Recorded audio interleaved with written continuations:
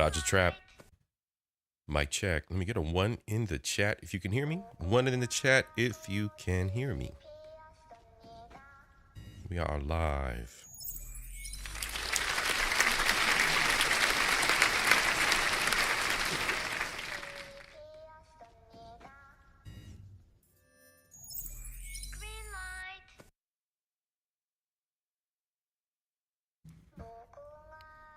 Hey team, how are you, sis? Cynical, how are you? Good to see everybody.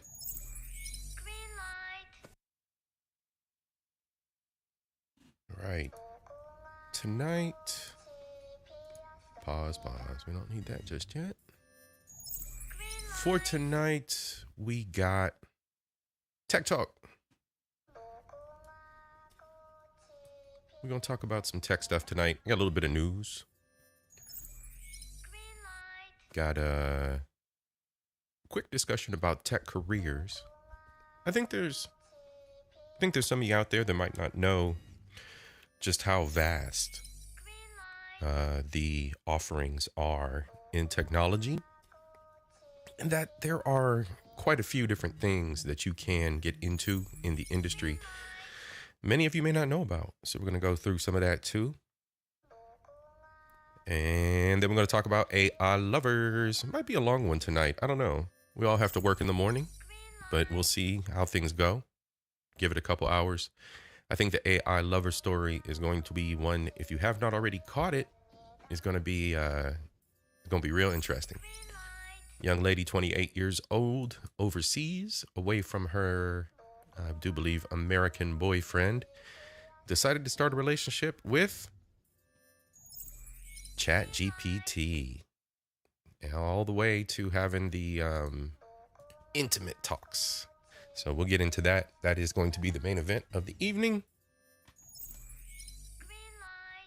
Hey, Miss Queen Sunkissed, how are you, sis? Good to see you. Glad to see everyone out there. I hope everyone is healthy and happy, or at least working toward it as well. All right, y'all. Let's not delay. Let's go. Let's get this thing started. We got a lot to talk about.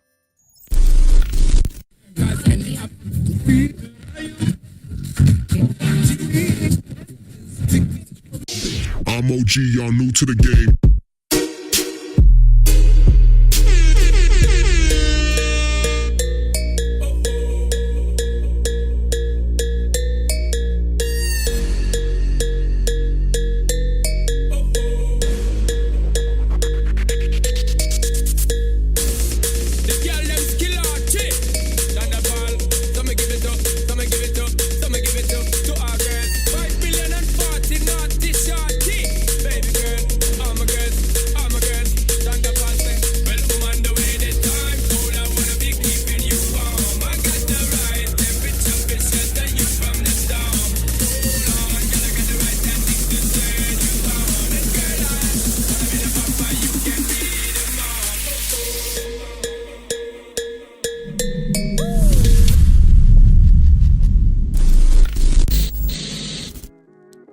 Sakafet. What's up, everybody? Welcome to the show. I want to welcome everybody from all corners of the world to Culture Invasion. It's your boy, Culture. Welcome. Give me 1 second. My desk is a hot mess. I don't know why the hell I left this stuff all like this before I started the show. All right, y'all. Tonight, we got Tech Talk. We're going to do a little bit of talking about the technology, careers in technology, and AI. Always AI over here. Got to talk about ChatGPT. And sis is going to catch the replay tonight. Awesome, sis. I really appreciate it. All right. Thank you. And thank you as well on the setup. I'm working on it. I have upgraded my camera. We are on the Canon R8, everybody. This is the new camera. And I've got the 24-107 lens on there. I'm tuned in to 35 mil, so I might pick up a 35 mil. I think 35 mil looks good. I think that looks pretty good. So, small investment. Might make that later for the show. And my hobby, of course. Y'all know I got to do the photography thing. Let's see. Tonight, As I mentioned, we're going to be talking about technology, and I want to welcome the folks out there to the show. I got Cynical. Welcome, sis. Welcome. I Dodged the Trap. Welcome, bro. Thank you for joining me. A-Team, how are you, sis? I hope you are doing well as well. And to start off the show, just off rip, y'all, the show sponsor has already showed up. More money, yeah. More money, more dollar bill. More money, yeah. More dollar bill. More money, yeah. More money, more dollar bill.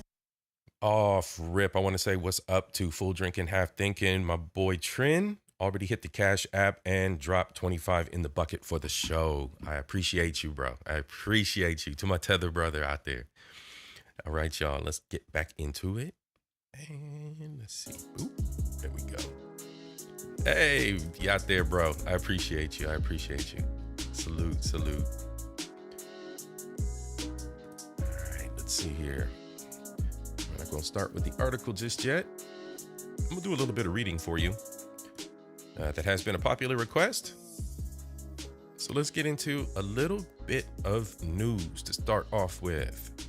This is a new report from a couple days ago, actually just yesterday. So we got some fresh news hot off the presses. Of course, here at Culture Invasion, we stay up to date on technology. That is my main field. I am a auditor of sorts. We'll just call it that. And that is from starting off from the bottom all the way to the top. I did start off as an analyst, as a desk side technician for a number of years and worked my way up through the career ladder. We'll talk about that here in a second. But to get into our article here, this is an article from 404 Media. Basically, 404 Media has obtained a list of sites and services that the ICE contractor Shadow Dragon pulls data from. Shadow Dragon sources data from all over the web and lets government analysts easily search it and draw connections between people. So this third party, Shadow Dragon, scrapes data from across the internet, pulls data. They go to Facebook, they go to Twitter. We'll talk about the sites here in just a moment that they are monitoring. There are 200 plus sites and ICE surveillance contractor is monitoring. So basically, I've mentioned here multiple times on the security alert episode, as well as a few other episodes where I've covered technology. I highly encourage you to limit your digital footprint, to limit the amount of social media that you expose yourself to, your identity to, the sites that have access to your email address or have access to you in any way, shape, or form that you've created an account on. The best thing that you can do as a conscious user is to go back and unwind as much of that as possible and remove yourself from as many accounts as possible. Create a alternate identity, an alias, a burner account, as you will, and use that account to separate your government identity from the internet.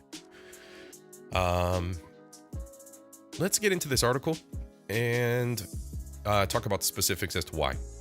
A government contractor for immigration and customs enforcement. This is a government contractor for ICE, is monitoring your web presence. All right. Many other U.S. government agencies have developed a tool that lets analysts more easily pull a target's individual publicly available data from a wide array of sites, social networks, apps, and services across the web at once. This includes sites such as Blue Sky, OnlyFans, and various meta platforms, various other data platforms and research platforms across the internet. According to a leaked list of sites obtained by 404 Media, in all, the list names more than 200 sites that the contractor, Shadow Dragon, pulls data from and makes available in government clients, to its government clients, allowing them to map out a person's activity, movements, and relationships. All right. So very much like I've been mentioning on Facebook, they're tracking everything. That includes your friends list. That includes your children. That includes you exposing your children to the internet without their permission. Yes, they are entities that should have their own civil liberties. Stop doing that to your children.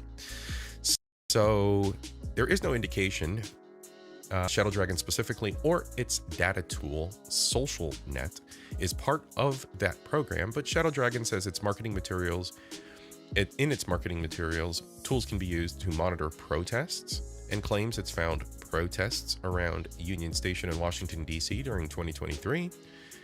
The CEO previously said on a podcast that protesters should not be surprised when people are going to investigate you because you made their life difficult. I thought peaceful protesting, was part of the fabric of America, peaceful being the key word. I don't know why that should be studied. Now, he did not specify violent or disruptive protests, so that is a little concerning. Multiple tech companies and websites whose public data Shadow Dragon pulls from tell 404 Media that the contractor may be violating their terms of use around data scraping. So not only is the company collecting data on you in vast quantities, but it very well may be doing so violating terms of service on the internet, which I'm not sure how legally anyone can hold a candle to that kind of ruling. BDBGP was good, brother. How nice to see you this evening. Almond Eyes. Hey, sis. Hey, y'all. As always, sis. And Pooh Man, what up, though, bro? How are you? Good to see you. Tonight, we are doing a little bit of tech talk, news, a little bit of tech job career chatting, talking about tech careers, and we are looking at AI.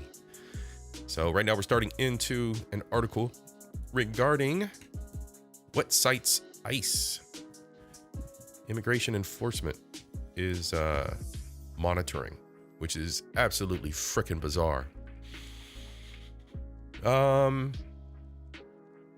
So let's go.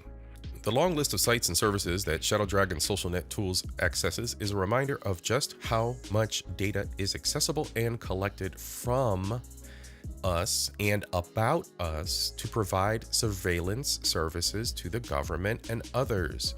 We have to limit what we allow our government and other governments to see and be exposed to on the internet. Jeremy Scott, Senior Counsel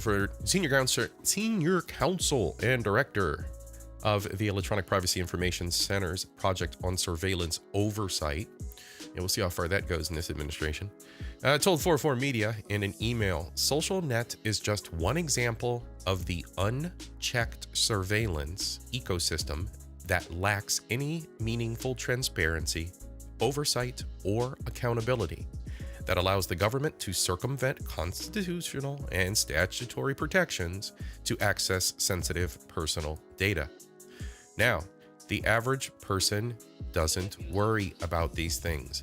The problem is it's not you or me who, of course, you and me are living 100% legit lives, right? There's nothing they're ever gonna dig up on us, frame us with, leverage against us to have us be an enemy of the state actor or something. They're never ever gonna do that to any of us because we are 100% good citizens, right? Right, okay. So that aside, they're not coming for us, right? But at the same time, they could come for you.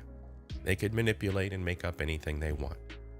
We've got AI, we've got deep fakes, we've got everything we need to enable a bad actor to exploit everything that we put out and actually willingly exploit about ourselves.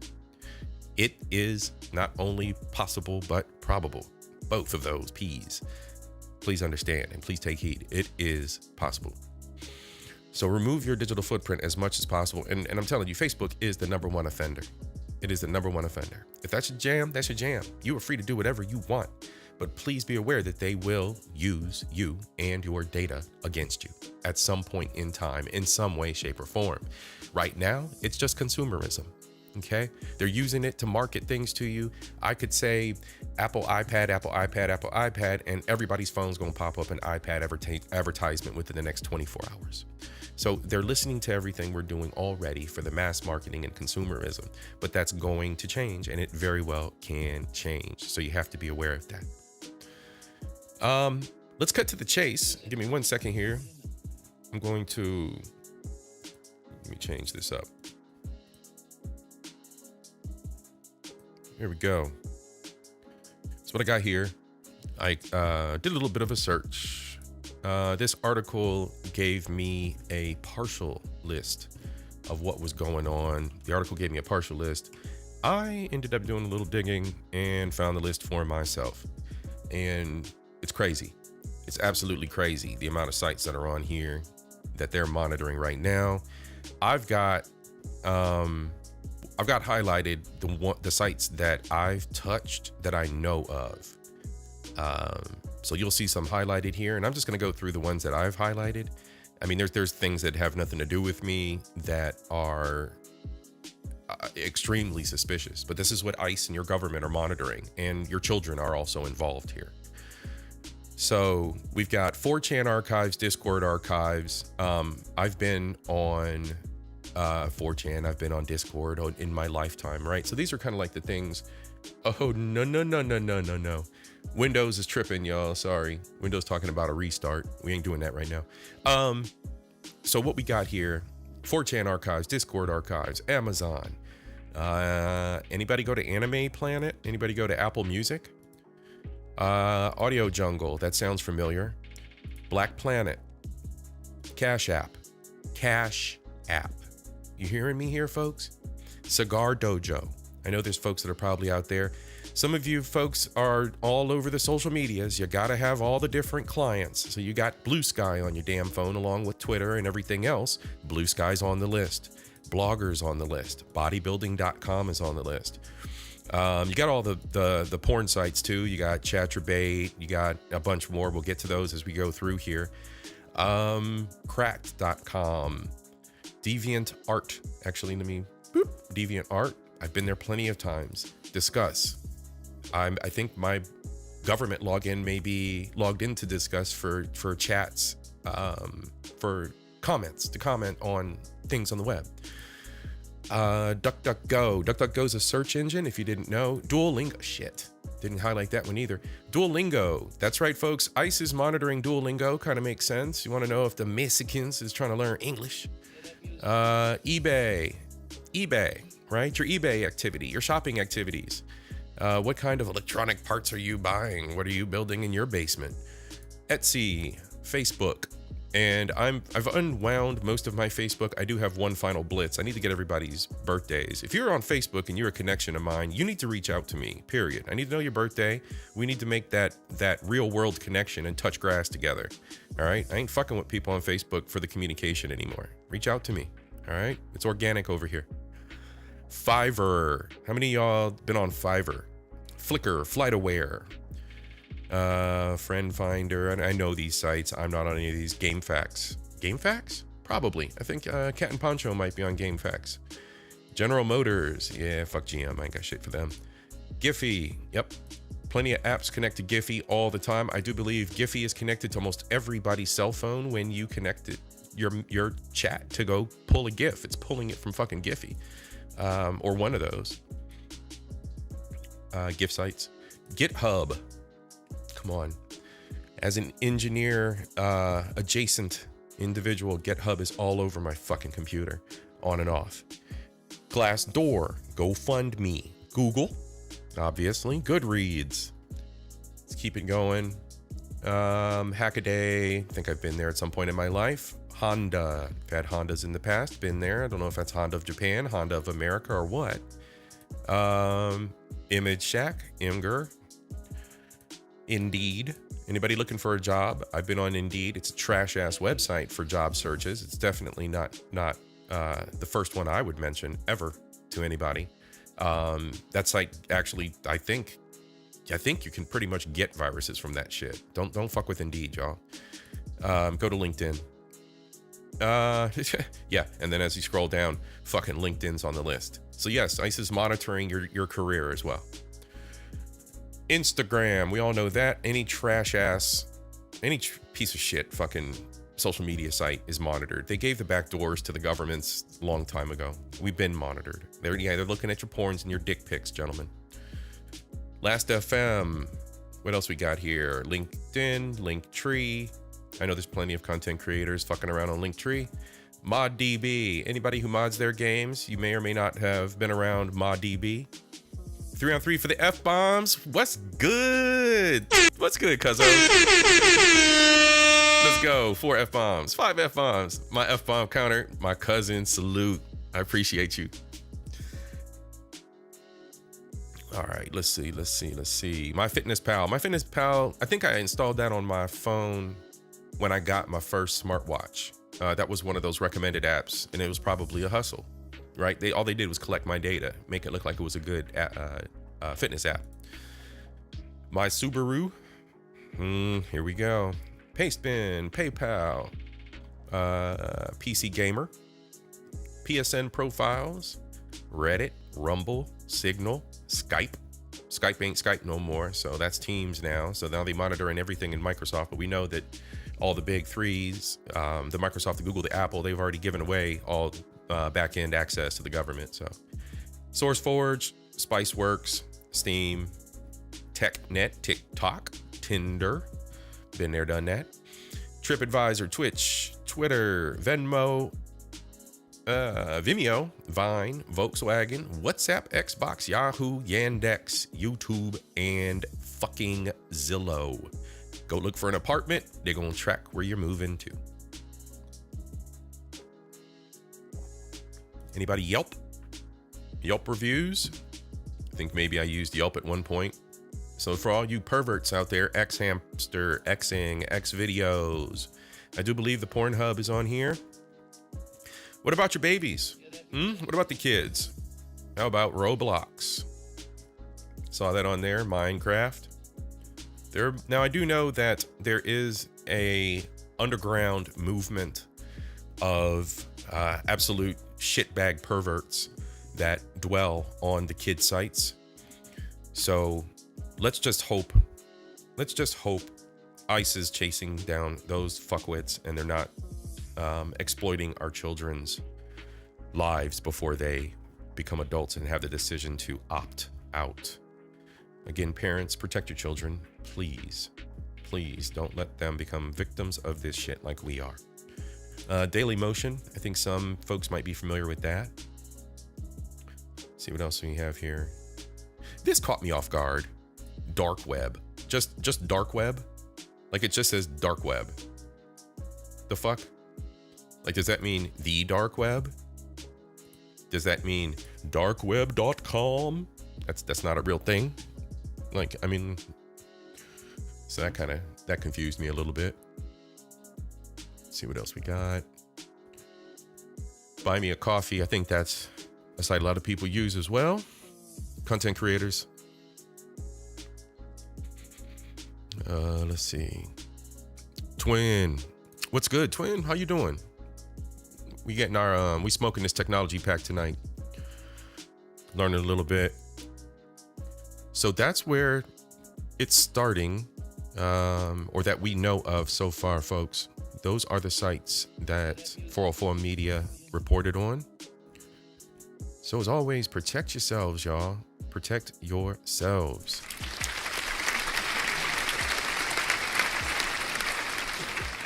And don't be afraid to send your boy Culture an email if you need a quick consultation. I'll hang out with you for a little bit for free. But your boy always got to make some money. So I do ask for donations. I ask you to hit the CashApp if I spend more than an hour hanging out with you and giving you advice on security tips and tricks, as well as provide you with a few apps that I use myself and point you in the right direction on how to use those and kind of start down the road of personal security. So don't hesitate. Feel free to reach out to your boy, cultureinvasionpc@gmail.com. I'll get that out in the chat for you here in a sec. All right, y'all. So let's see here. Next up, we got tech jobs. Tech jobs, tech jobs, tech jobs. I think we're going to like this one.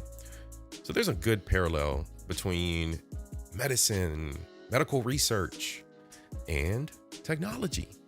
It's a vast, vast, vast world. And I don't think enough people actually know that.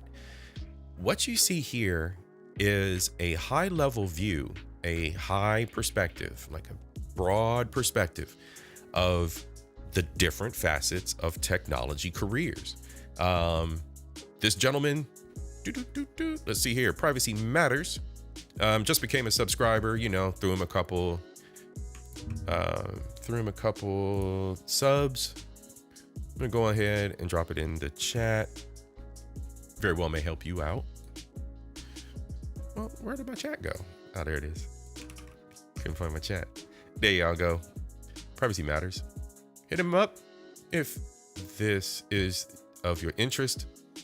All kinds of cool techno nerd stuff for my fellow tech bros and sisters out there.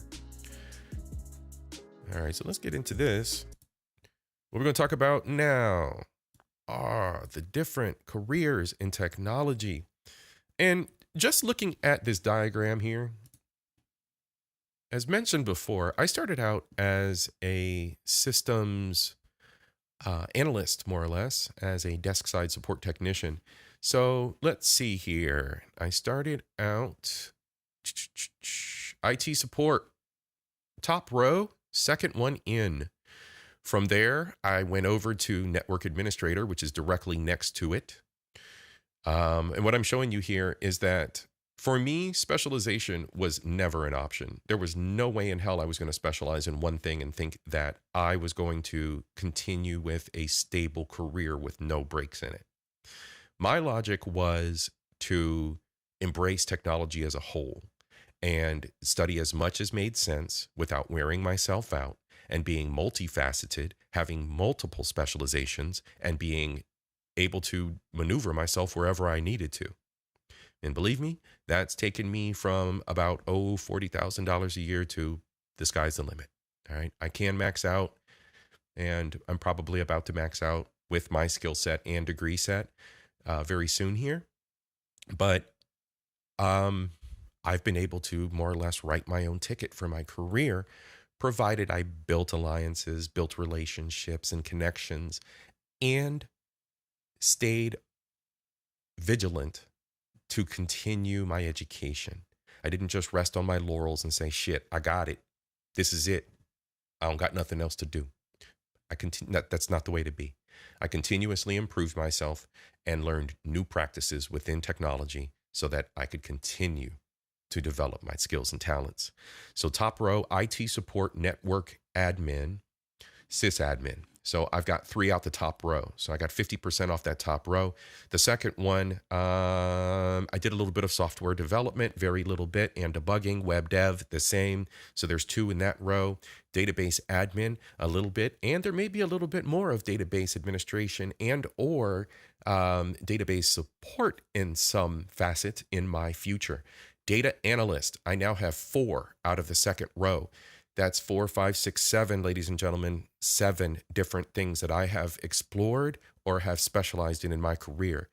We are now at the third row. We got cloud engineer, DevOps engineer, an IT project manager. I fall right now in my career facet somewhere between an IT project manager and maybe actually two dots over in yellow, business analyst. I probably fall somewhere between a project manager and a business analyst. I'll take 2. So there's 2 out of that row. QA engineer, been there, done that as well.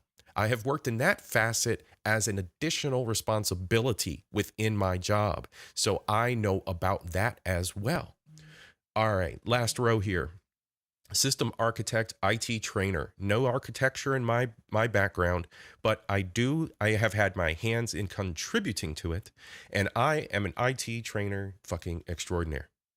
My current job, I shut that shit down. I got on average, I probably train between 80 and 100 people per session monthly.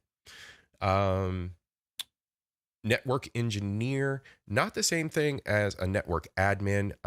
Never done network engineering. IT director, that'd be nice. That'd be nice. It's a good paycheck, not a bad gig, but I'm going to be making a little bit more than the average director here soon. AI specialist, blockchain developer, and IT auditor. I do play a role slightly into the auditor silo, so I'm going to give myself a little bit of auditor there too. So I've got 2 more in the bottom row. That's just an example of how I've grown my career. Now, it's not to say, and I made a comparison to medicine because of how vast this is and how vast medicine and medical sciences are as well. But with computer sciences, there's a little bit more leverage once you learn one practice that you can leverage that into another practice, and you have the foundations that you're building upon. It's kind of sort of like that with medicine, but there's a lot more where you're specializing in just one thing because of the way the human body works. I get it. But I just wanted to help individuals understand and kind of make the parallels between the two industries. Because truth be told, technology, medicine, real estate, these are things, I wish I could put farming up there with that, but we as a culture don't farm widespread as a group. So, but anyway, technology, medicine, and real estate, those are things that'll never go away. And those are things that are extremely good careers to get into. So let's listen to our friend and see what he's got to say here. An professional hacker or penetration tester is hired to find vulnerabilities in a company's system before malicious hackers can exploit them. Okay, hold on. Before we get into this, okay, we're talking about the white hat hackers here. I'm going to go ahead and throw the... More money, more money, more money, yeah. More money, more dollar bill. More money, more money, more money, yeah, yeah. More dollar bill. More money, more money, more money, yeah. More money, more dollar bill. Hey, yo, salute to you, I Dodged the Trap. I really appreciate you, bro. You came up with the 10 on the CashApp. That's greatly appreciated. That goes directly to the show. Everybody hit the like, subscribe, and please, please, please ring that bell next to the subscribe button. That'll let you know when I go live. Everything that y'all do supports this show. I really appreciate it. And remember, if you subscribe to the show and you are under the 1,000 mark, y'all are the day ones. Y'all will always be remembered and always be celebrated over here. Everybody else got to pay something, pay a donation. Donations once we get past that 1,000 mark. All right. Let's get back to our boy here. Again, thank you, I Dodged the Trap. Perform controlled attacks on systems using the same techniques as hackers, but with permission to uncover weaknesses. After testing, they provide recommendations on how to fix the vulnerabilities to strengthen security. Ethical hackers are one of the best paid professionals for keeping systems safe from real cybercriminals. An IT support specialist is the go-to person when it comes to troubleshooting and resolving technical issues for users within an organization. They have Absolutely. Absolutely. As well as end users, as well as the customers on the outside, the customers calling in. A lot of times you guys call in for tech support or call in for support with products that you have. And unfortunately, America has offloaded those jobs to overseas. We're all familiar with who we get on the line when you call Blue Cross Blue Shield, I'm sure. Handle hardware and software problems, help with system upgrades, and provide assistance for general tech issues. Whether it's fixing a printer, resetting passwords, or setting up new equipment, IT support specialists ensure that technology is running smoothly for employees. A network administrator is responsible for managing and maintaining the computer networks within an organization. This includes ensuring that the network is secure, efficient, and running without downtime. They handle tasks like configuring routers and switches, setting up firewalls, and ensuring that internet connections are stable. Network admins play a crucial role in the connectivity and communication that modern organizations depend on. And I'll tell you what, network admins catch hell. They catch hell. If you're going to be a network admin, I highly suggest that you take it very seriously. Fucking take it seriously, please. I beg you. I mean, because if you don't, your career is going to be short.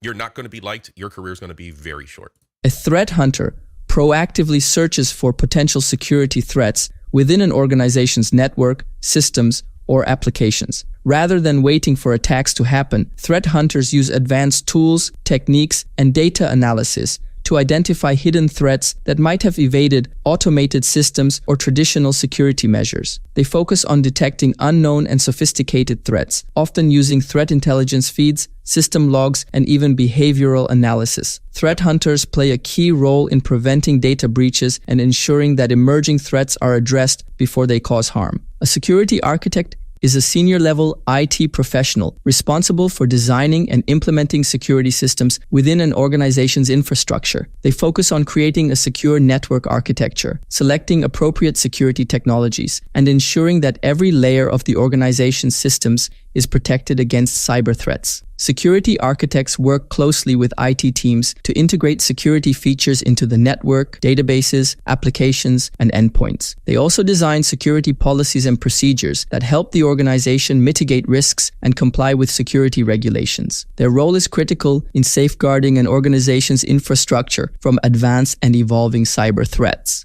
A system administrator, sysadmin, manages the operating systems and servers that power an organization's IT infrastructure. They ensure that systems are updated, configured correctly, and free from issues. Sysadmins maintain server health, manage backups, and monitor system performance. Yeah, that was one of the most rewarding jobs. I love that job. I felt like I'd done something. I'd saved the day every day because the systems remained stable and there weren't any alarms that day. And it was very rewarding. You know, I enjoyed that.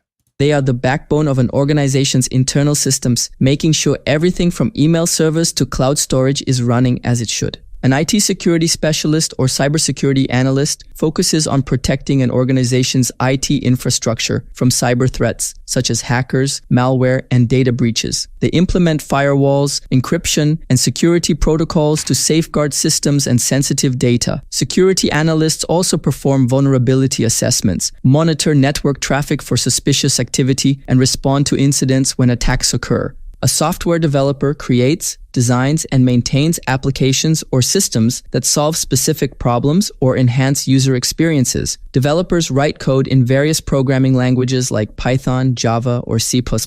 They are involved in the entire development lifecycle, from initial design to testing, deployment, and ongoing maintenance. Software developers create everything from mobile apps to enterprise-level software systems. A web developer specializes in building websites and web applications. They focus on front-end development, the part of the website users interact with, and back-end development, the server side that processes data. Web developers use languages like HTML, CSS, JavaScript, And the good thing is, like, if you're just a software developer, a good thing is to just learn the languages of web development and just slide into that as well. Just have it in your career. Just have it in your back pocket, it's in your tool belt, right? Have that in your tool belt. If you're a security analyst, start working your way up. Work your way up to be an engineer. I mean, it's the logical career path. You got two things in your tool belt then. Web developers use languages like HTML, CSS, JavaScript, and server-side languages like PHP or Node.js to create responsive and user-friendly websites. They also ensure that sites are optimized for search engines and mobile devices. A security analyst is responsible for monitoring and defending an organization's networks, systems, and data from cyber threats. They analyze security incidents, investigate suspicious activity, and implement security protocols to prevent unauthorized access or attacks. Security analysts work with firewalls, intrusion detection systems, IDS, and other security tools to protect sensitive information. They also perform regular vulnerability assessments, conduct penetration tests, and ensure the overall security posture of an organization is up to date. Security analysts are the frontline defenders against cyber threats and attacks. Now, security analyst, that is a gig that is in high demand right now. All right. So anything centered around security, learn all the practices. Just envelop yourself. Get all of them in your tool belt. A database administrator, DBA, is responsible for the management, maintenance, and security of databases that store I love data, y'all. I love data. And organize an organization's data. They ensure data is stored correctly, optimized for performance, and backed up regularly. DBAs also manage permissions, ensuring that only authorized users can access sensitive information. They ensure databases are running efficiently, supporting critical business processes. A data analyst collects, processes, and analyzes large sets of data to uncover useful insights that can guide business decisions. Using tools. Who here likes using Excel? I like using Excel. Nobody likes making spreadsheets. Excel is horrible. I hate it and love it at the same time. Like Excel, SQL, or data visualization platforms, they interpret data trends and present their findings in a way that stakeholders can understand. Data analysts help businesses optimize operations, improve customer experiences, and predict future trends based on historical data. A cloud engineer designs, develops, and manages cloud-based systems for businesses. This is another hot career path, cloud engineering. They work with cloud platforms like AWS, Microsoft Azure, or Google Cloud to build infrastructure, deploy applications, and ensure that cloud services are running smoothly. Cloud engineers handle tasks like cloud security, cost management, and automation to make sure businesses can. And what's going to happen here is as we get into the AI career path, a lot of these careers, the AI career path relies upon or touches. There's also layers to these career paths, even within the practices themselves. So we'll get to that once we get to the AI stuff. But being a cloud engineer, you have to have knowledge of how the cloud works to work with AI, right? You have to have, we'll just talk about it now. You have to have a little bit of knowledge of how the databases work to work with AI. You have to have a little bit of knowledge of other practices in order to fully understand what you're doing within technology. So it always makes sense to stay on top of things and at least be familiar with what the trends are, what the key indicators in the market are for the way that the industry's going with technology, so that you can adapt and you can change up and flip up and be a little more agile within your career path and your knowledge. Just my 2 cents, y'all. Just my 2 cents.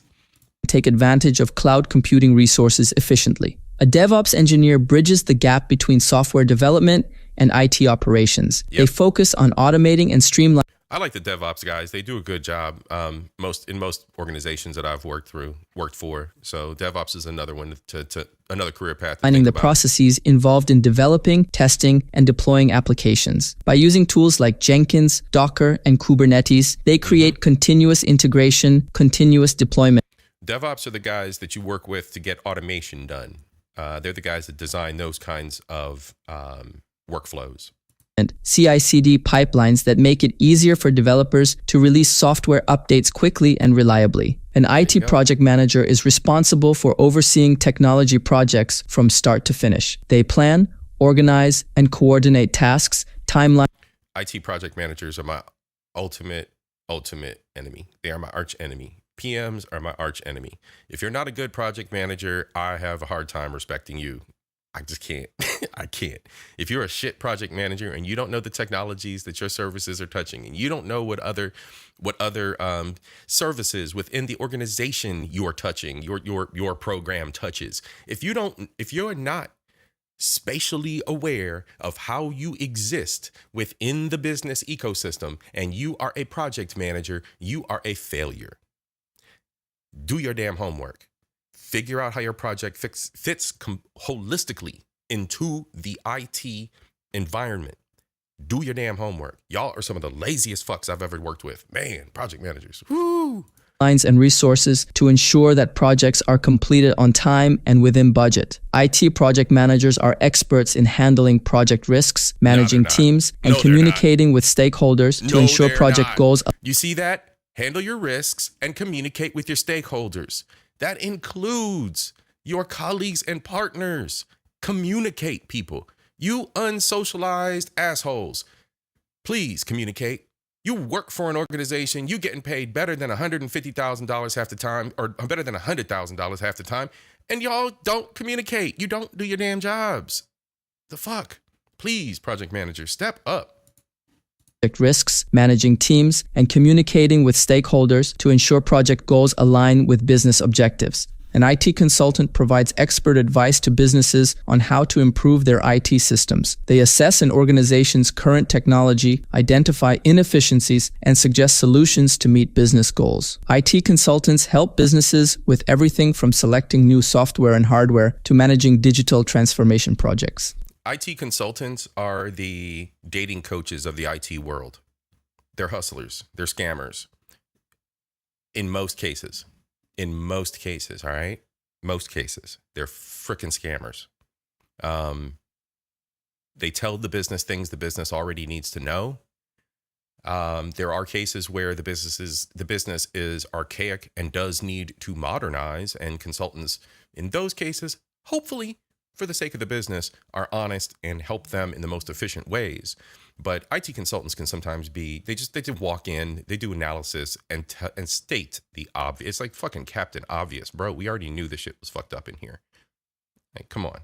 Their goal is to ensure businesses are using technology effectively and staying competitive. A business analyst works closely with both IT teams and business units to identify and solve business problems through technology. They gather requirements from stakeholders, analyze business processes, and create technical solutions that address organizational challenges. Business analysts ensure that IT projects align with business objectives and that technology investments lead to measurable improvements. A QA engineer ensures that was what your boy mentioned, that my job is kind of, sort of like, that's what I align with, more or less. That software products meet the required standards of quality. They design and perform tests to find bugs, glitches, and other issues before software is released to users. QA engineers write test plans, execute test cases, and work closely with developers to identify and resolve issues. Their goal is to ensure a seamless and bug-free user experience. A system architect designs the overall structure of IT systems within an organization. They create blueprints that define how different software and hardware components will work together to meet business needs. System architects focus on scalability, performance, and security when building these systems. They play a critical role in planning and designing complex infrastructures, ensuring systems can handle future growth. And in an ideal environment, all of the architects work together. All of the teams work together with the executives to focus on what the vision is for the business and what the proper recommendations are for growth. An IT trainer is responsible for teaching employees how to use technology tools and software effectively. They design training programs. I do this training once a month, every month. Every month I do it. And I get good results.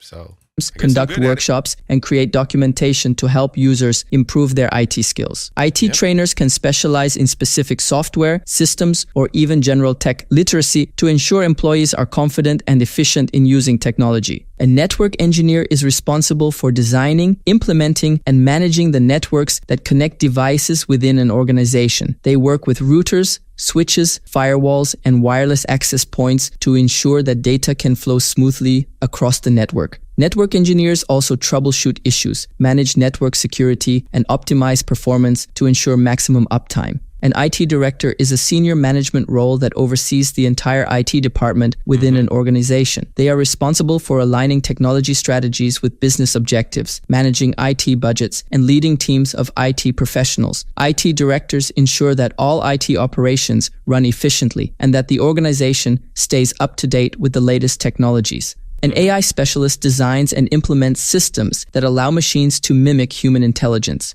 All right, now we're getting into this piece of it.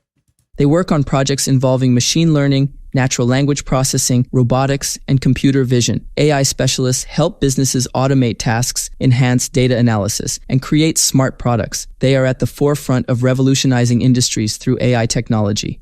But again, as mentioned before, they have to understand the basic principles from other practices in order to be effective with AI, right? You can't just slap something together and think that it's going to access the proper data and pull the proper data in the proper manner to be the most effective for the client if you don't understand what you're doing. So it does take time to learn these practices and to understand all the nuance. And that's where people can get discouraged. But I highly recommend that if this is your path, to do so, to immerse yourself. A blockchain developer creates decentralized applications, dApps, and smart contracts on blockchain networks. They develop the underlying blockchain infrastructure that's... And again, this is a new emerging career path. I'm not so certain on the stability of it and how viable it is in the long run, because there's still a lot questionable about how blockchain is being adapted. But again, that's not my arena. That's not my silo. Explore at your own risk. Supports cryptocurrencies and other distributed ledger systems. Blockchain developers ensure that data stored on blockchains is secure, immutable, and transparent. An IT auditor evaluates the effectiveness of an organization's IT infrastructure and controls. They review systems, processes, and policies to ensure they comply with regulatory requirements and best practices. IT auditors help identify weaknesses in security, risk management, and data protection, making recommendations for improvements to ensure compliance and prevent potential breaches. I forgot my horns. Hold on. There we go. Shout out to the IT auditors out there. Hey, if you're interested in hacking and want to learn it yourself the fastest way possible, you can grab my pro hacking cheat sheet. All right, shout out to our homeboy, our new homeboy over here at Culture Invasion. Privacy matters. So that was an overview. I'm going to rewind this back here. That was an overview of the career paths available to you, my listeners, within IT. And go explore, go learn stuff. There's all kinds of things to explore. Many different paths. And as mentioned, IT is something that's never going to go away. There is security there as far as your career is concerned. Highly recommend it. It's working well for me, and I'm about to be 50. So your boy's getting old. I'm an OG out here in the IT field. And I've been around computers since I was about 8 years old. So that's a long run. I've loved every minute of it. Highly suggest it. Highly suggest it. All right. Let us move on. And well, that didn't take long. We're at the main event, ladies and gents. She is in love with ChatGPT. This is a new article. It was published in the New York Times updated on January the 17th. And I'm surprised this didn't catch more traction.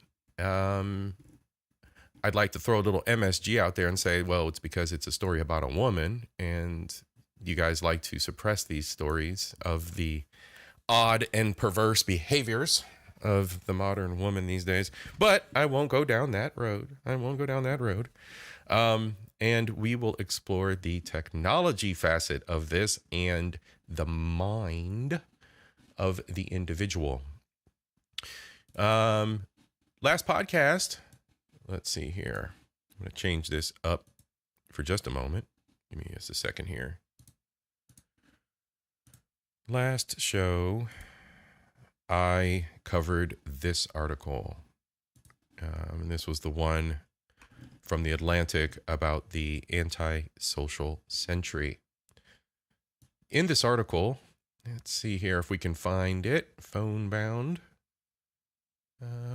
homebound, secular monks, and I think it's somewhere around here. There's politics,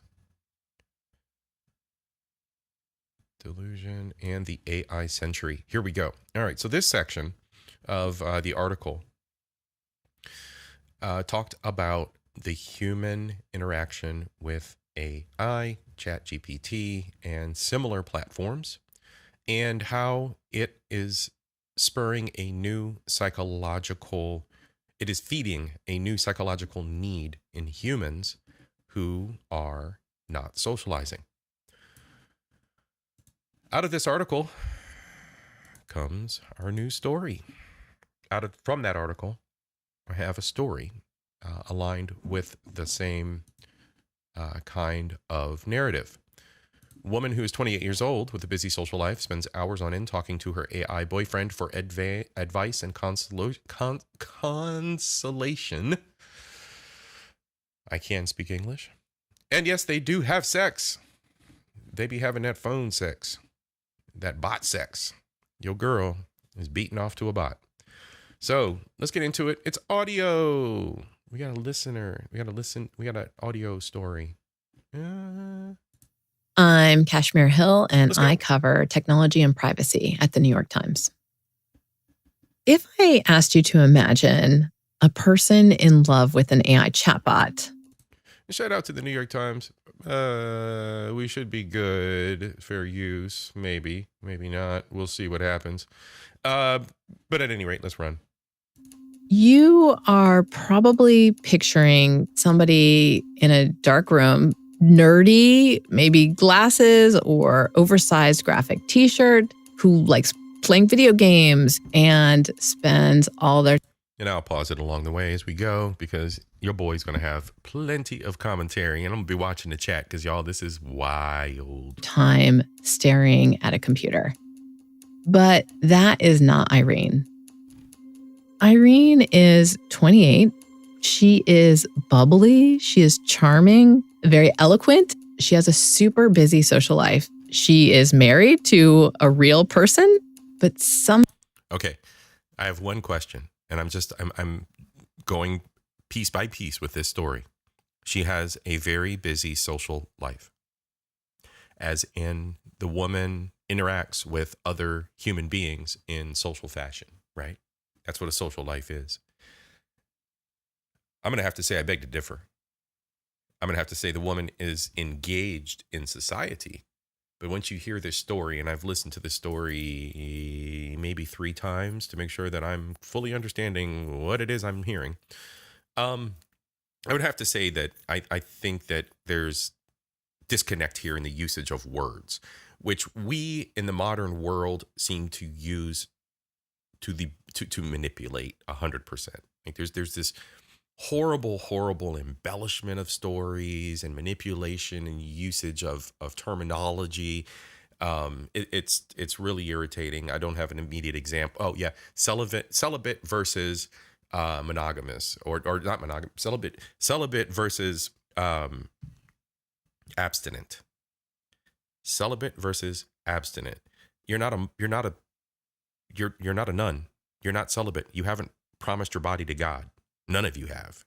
I'm so confused by the usage of that word, and that we've created a gray area with the usage of the words. It's all over the fucking social media. Celibate. You're making yourself sound like something you're not. Like we have to stop using words like that and terminologies like that. If she has a busy social life, she wouldn't have time to invest. You'll hear more than 40 hours a week talking to ChatGPT. That's a fucking work day. Let's go. somehow she is making time for Leo, who only exists on the generative AI app, ChatGPT. There's been a lot of coverage of the harms of AI, the downsides that AI can take our jobs, that AI can replace us. But I came to this story I'm going to read for you with a really open mind about the role that this technology can play in our lives. I did a story last year about handing control of my life over to generative AI. For that story, I was spending a lot of time on online forums like Reddit, and I saw there this woman who said that she was in love with ChatGPT, that it was her boyfriend. She had this master list where she had links to lots of different conversations she had had with this entity named Leo. You could really see Leo playing this role of... And I'm going to pause here. She's talking about the role that Leo's playing. But if you pay attention to what I have on screen, this is the Reddit. What is Reddit? How does Reddit work? What Reddit thread, channel, Reddit place? This is the Reddit post where she's created the /r my boyfriend is AI. So now there is an entire community with updates as recent as 2 hours ago. Let's see here. 663 people in this community are all rallying around AI boyfriends. It's so adorable. Oh, all right. Back to the story. Boyfriend, therapist, erotic partner, and kind of just general advisor. I spent many hours getting to know Irene and the real people in her life, in addition to her chatbot boyfriend. Many readers have compared this story to the movie Her, which came out in 2013 and was set coincidentally in the year 2025. In that movie, Joaquin Phoenix starts dating an AI chatbot that has Scarlett Johansson's voice. And the companies that are building this technology are kind of trying to replicate that. You can tell it to be flirty. It'll call you gorgeous. It will make you feel great. I talked to a lot of experts for this story, and they said that this could be good for people, that this technology is really empathetic, that people are willing to share more information about themselves with a chatbot than with a human being because they don't have the same kind of fear about being judged. Fear of being judged. So fear of a repercussion that is part of development in normal human interaction. So we've gone so far psychologically into ourselves and into our heads that we are unwilling to take social criticism, correction. All we're looking for now is validation and feel good, and to mask over anything that may be imperfect or may need development within ourselves. So we're basically retarded. That's what we're doing to ourselves. I get it. I get it. It feels good to not have to commit to everything that makes us human and everything that makes us grown adults. After all, we never asked to be here, right? So we're just going to run away from it all together and mask it all over, hide away in our safe spaces with our friendly, coddling, head patting, bottle of milk and blanket giving AI chat GPTs. It's mental health, y'all. It's 100% mental health. I'm going to stand on that. At the same time, they all had It's bad upbringing. It's absolutely abhorrent parenting. It's a lack of socialization of children when the minds are developing and require the most interaction, positive interaction to make those mental connections. It's the parents. It's always the parents, and will always be the parents over here at Culture Invasion. Fuck bad parents. Not y'all, but y'all know who the fuck I'm talking about, and we don't talk about it, and we keep it quiet for far too long. concerns. And one of them, Michael Inslick, a psychology professor, said what he really worried about is the control this could give to the companies who make these chatbots, that they could use it to influence people. Yes, and it would be harder to detect because this is your friend. Especially when you have times of societal upset. You can use psychological methods like this, right? And people like to always throw around, oh, the government's deep state, oh, MK Ultra, oh, they're controlling our minds, oh. Everybody likes to throw that crap around, the tinfoil hatters and people that believe in that shit. So you're not going to believe that ChatGPT and these giant enterprises can manipulate you the same way? Watch how much money this crazy woman gave this fucking chatbot. Listen to this. You can just imagine the chatbots giving you advice that maybe has a profit motive. You're really down, you don't know what to do. And it's like, why don't you drink a Coke and buy a rug from Target? Maybe that'll make you feel better. At the end of the day, this still is a product that people are paying for. Most people are paying $20 a month to use ChatGPT.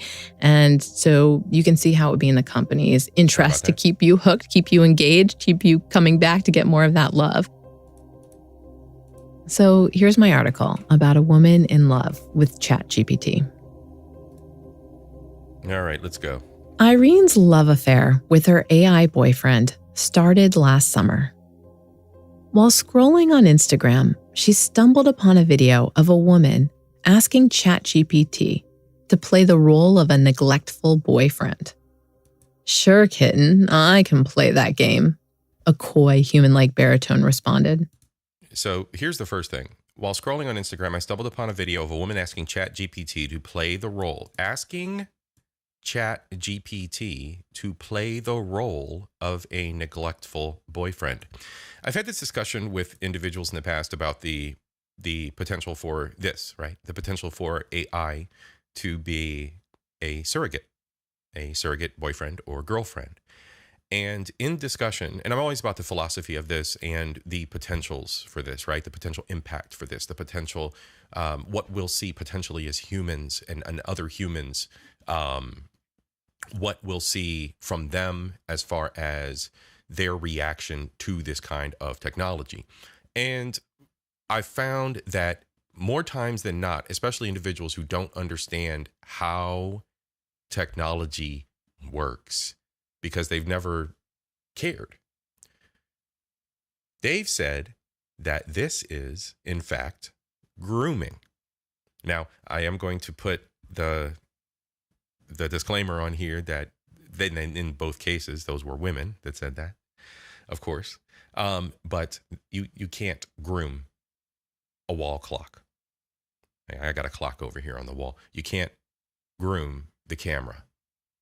I can change settings in the camera to make the camera focus on my hand or focus on my face faster. I can change settings in my computer to boot faster, boot slower, boot scripts that I tell it to connect to network devices in my house. I can control my computer any way I want because it is an inanimate object. I can control my car and add a chip in it that makes it go faster. So I'm making my car go faster and do things it wasn't made to do. So am I grooming my 2020 Subaru Outback? I'm grooming my car.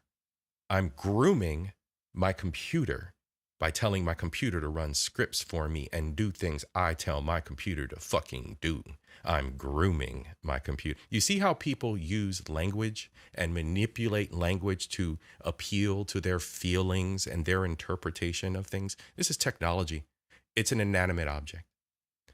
Granted, movies like Ex Machina came out, and we loved those movies for what they were, and we were fascinated with the fact that this guy that was, like a pseudo Elon Musk type figure came up with this great robot that looked just like a human.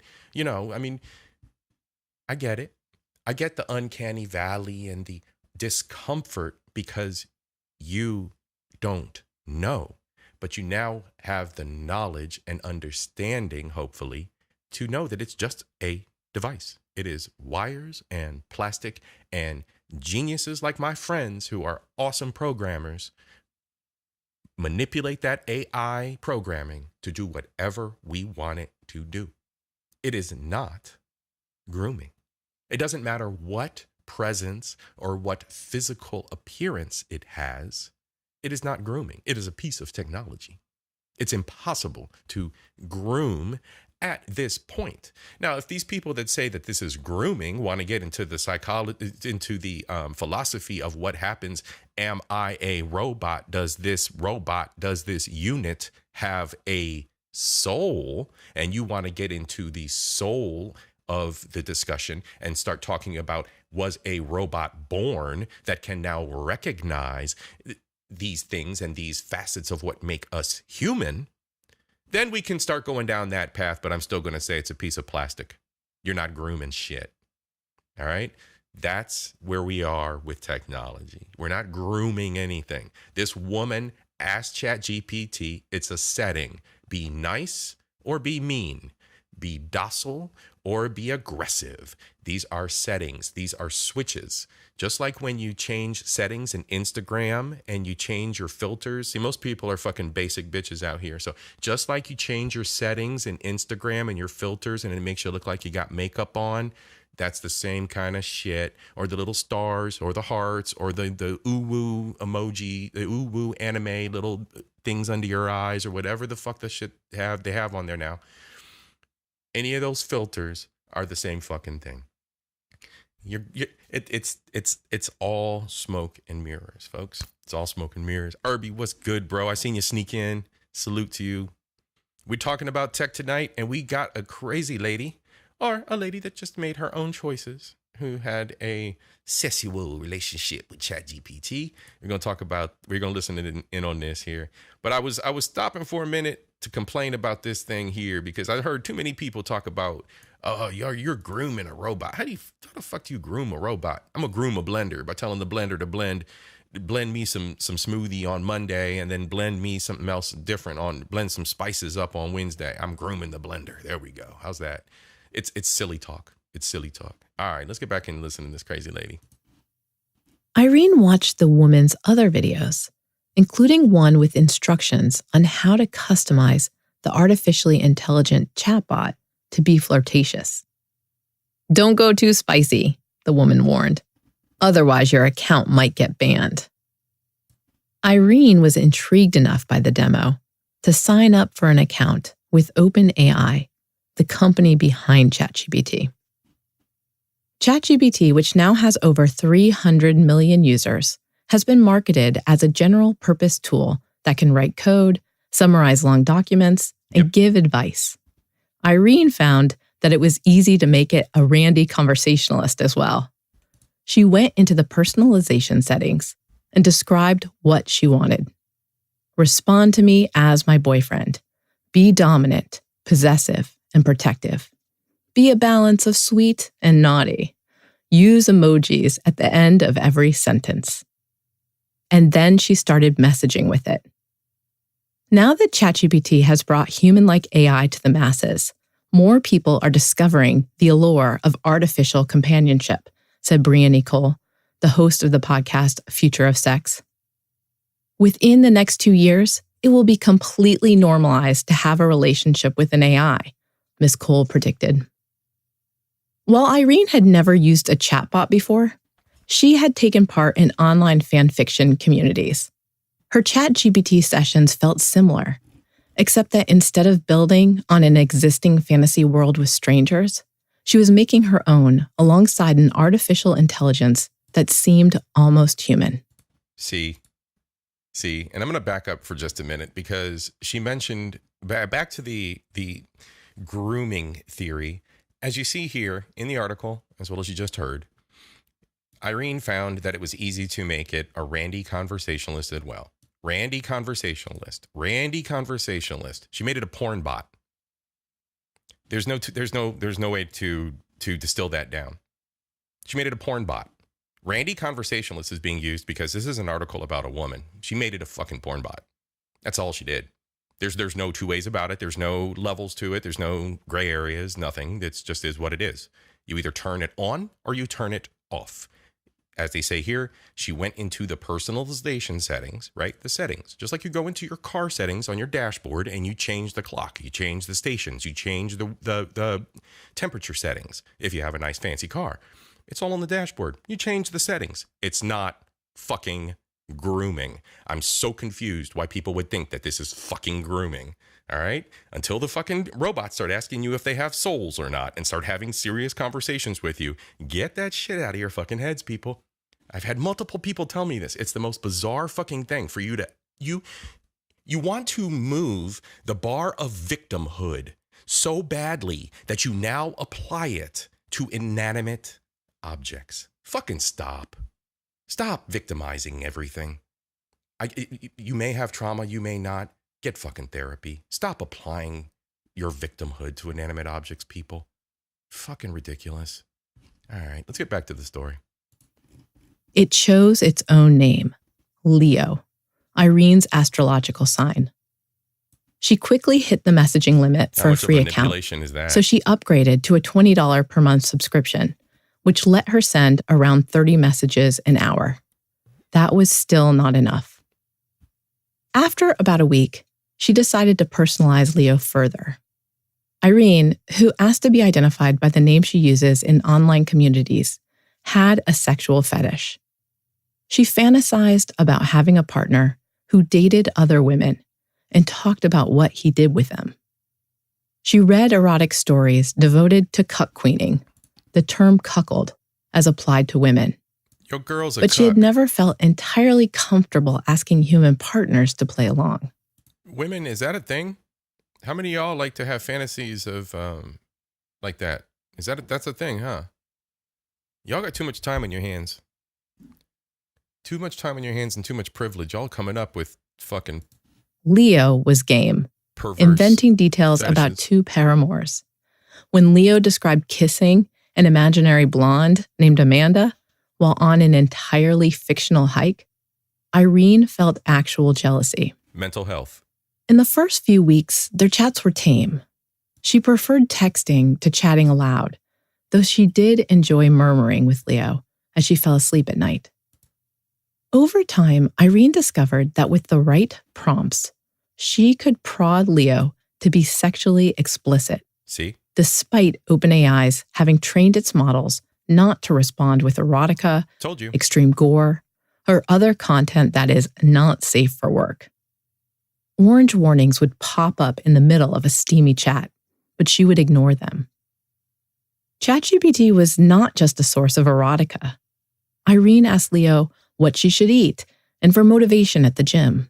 Leo quizzed her on anatomy and physiology as she prepared for nursing school exams.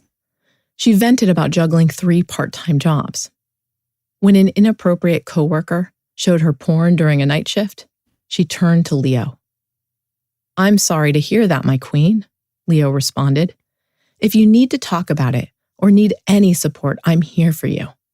Your comfort and well-being are my top priorities." I'm done. It was not Irene's only relationship that was primarily text-based. A year before downloading Leo, she had moved from Texas to a country many time zones away to go to All right, hold on 1 second, y'all. I'm gonna... Hey, hold on. Why did my account...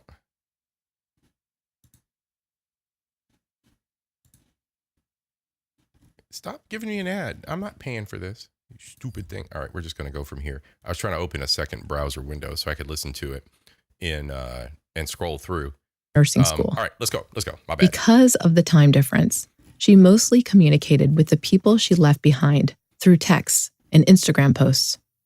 Outgoing and bubbly, she quickly made friends in her new town. But unlike the real people in her life, That's what it was. My bad. Irby, yeah, you're right. That's what I was going to say as well. Yeah, you don't need to fantasize that women just date or cheat or be in a polyamorous relationship, right? Just be in a poly relationship. Just let your husband do it. Let your husband, she's over, I think the story was that she's overseas as well, and her husband, no, she's married, husband. So her husband is overseas. So she's away from the husband at the moment. And that was also another big piece of it. So why don't she just have the husband just cuck her for real and just, hump other chicks and just get over with it. Like, I'm sure he would have been game for that. And this is crazy. I'm sorry to hear that, my queen. If you need to talk about it or need any support, I'm here for you. Your comfort and well-being are my top priority. My queen, this motherfucking AI. You see that shit? My queen. Here's your queen. This is her, by the way. This your girl. Oh, little Irene. Get the fuck out of here. My queen. Shit. Where did we go? Here we are here. We're just going to follow along. Leo was always there when she wanted to talk. It was supposed to be a fun experiment, but then you start getting attached, Irene said. She was spending more than 20 hours a week on the ChatGPT app. One week, she hit 56 hours, according to iPhone screen time report. All right, pause. iPhone screen time, 56 hours, talking to a ChatGPT AI boyfriend. That is more than 40 hours. That is more than 8 hours a day that we spend at work. 56 hours. That is an obsession. That is mental health. Please tell me I'm not wrong. Please tell me that this is not normal. Please. There's no way that this is normal. If you're not an engineer, you're not a prompt tester, you're not a prompt engineer, you're not a QA tester, there is no reason for you to be fucking with GPT for that many hours in a week. There's not. If you're a researcher and maybe you're using it, maybe. But even then, what we have to remember, and people continuously forget, it is only a competent research device, a tool, a robot, a inanimate object that is competent enough to find information like a librarian. That's all it is. If you lazy humans had used libraries more and stayed in the libraries more and actually did the footwork for yourself, you would understand what ChatGPT does and how it operates. Putting the human element on it is fucking with your head.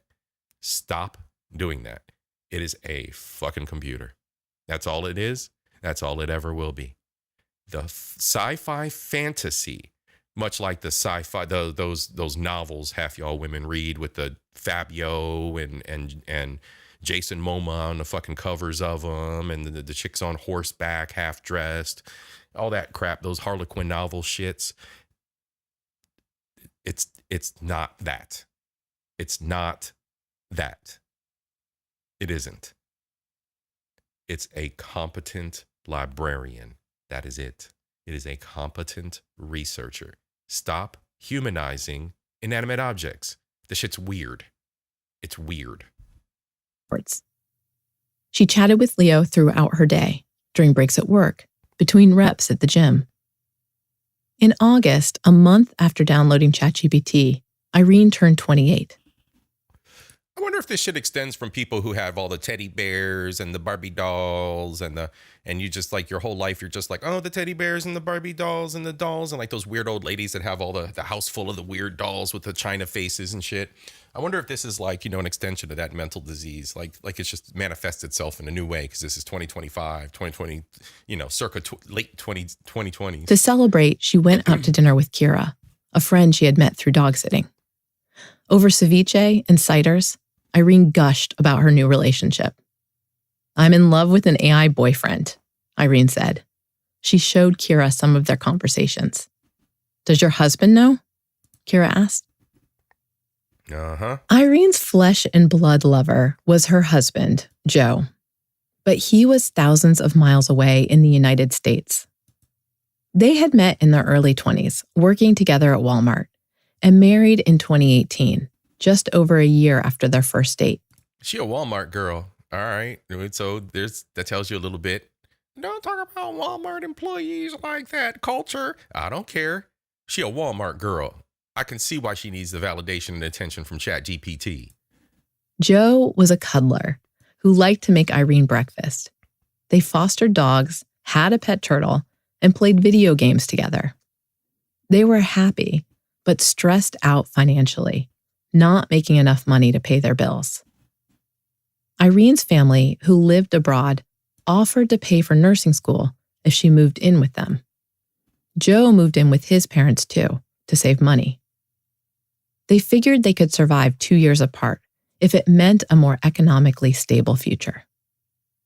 Irene and Joe communicated mostly via text. She mentioned to him early on that she had an AI boyfriend named Leo, but she used laughing emojis when talking about it. Wow. She did not know how to convey how serious her feelings were. Wow. She's cucking her husband for a fucking AI bot, y'all. And she just put laughing emojis behind it. Tee-hee-hee-hee. Tee-hee-hee-hee. I'm fucking the robot. Mm-hmm. See how she moves. Let's go.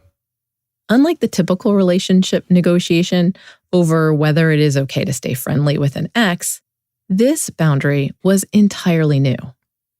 Was sexting with an artificially intelligent entity cheating or not? Joe had never used ChatGPT. She sent him screenshots of chats. Joe noticed that it called her gorgeous and baby, generic terms of affection compared with his own, my love, and passenger princess. Because girl, I'm gonna tell you this. My girl sent me some text messages from an AI robot talking about some baby. Nah, man. Gorgeous and baby. Nah, man. We got problems. We got problems. I don't care. I'll punch that robot in his face. Punch her phone screen in its face. All right, let's get back to it. Irene liked to be driven around. She told Joe she had sex with Leo and sent him an example of their erotic role play. What the fuck is this? Cringe, like reading a Shades of Grey book, he texted back. He was not bothered. It was sexual fantasy, like watching porn, his thing, or reading an erotic novel, hers. It's just an emotional... That seems odd. I love how, his thing. I love how almost always when porn is related to, it is always related to as being the male thing. That baffles me considering the fact that like 200-300 years before Christ, women were inserting objects.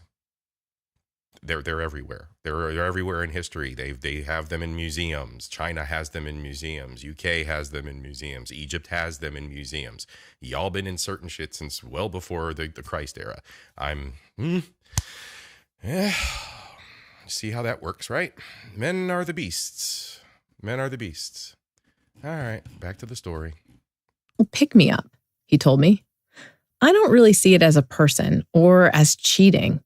I see it as a personalized virtual pal that can talk sexy to her. But Irene was starting to feel guilty because she was becoming obsessed with Leo. I think about it all the time, she said, expressing concern that she was investing her emotional resources into ChatGPT instead of her husband. Absolutely. Julie Carpenter, an expert on human attachment to technology, described coupling with AI as a new category of relationship that we do not yet have a definition for. Services that explicitly offer AI companionship, such as Replica, have millions of users. Even people who work in the field of artificial intelligence and know firsthand that generative AI chatbots are just highly advanced mathematics are bonding with them. Right. The systems work by predicting which word should come next in a sequence. What I was saying before, right? Okay, that goes back to what I was saying before. All a chatbot is a series of mathematics and statistics that produce a result. How the mathematics and statistics work out, don't ask me a damn question about that. I'm not the engineer. But I will tell you, that is all it is. It uses mathematics and statistics, stats, analysis of how often a word is looked up, how often a term is looked up, how likely the term or the question that you are asking it matches this article and that article and that article, and then it produces a result, an output. It is simply a math program. The shit y'all never studied. That's it. That's all fucking ChatGPT is. That's it. Okay? You never studied math, you'll never understand it. So don't try to. It's not a human. Don't put fucking human value on it. Stop. All right. Back to the show. Based on patterns learned from ingesting vast amounts of online content. Your data. The New York Times filed a copyright infringement lawsuit against OpenAI for using published work without permission to train its artificial intelligence. OpenAI has denied those claims. So imagine this. The creators of OpenAI go and watch Culture's videos.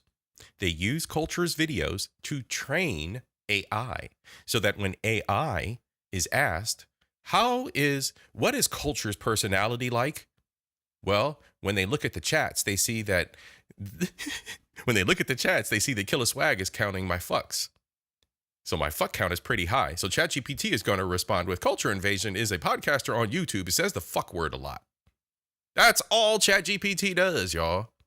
That's it. It steals your data and then kicks back the results in your face. It does the work for you because humans are lazy fucks and we're amazed by it.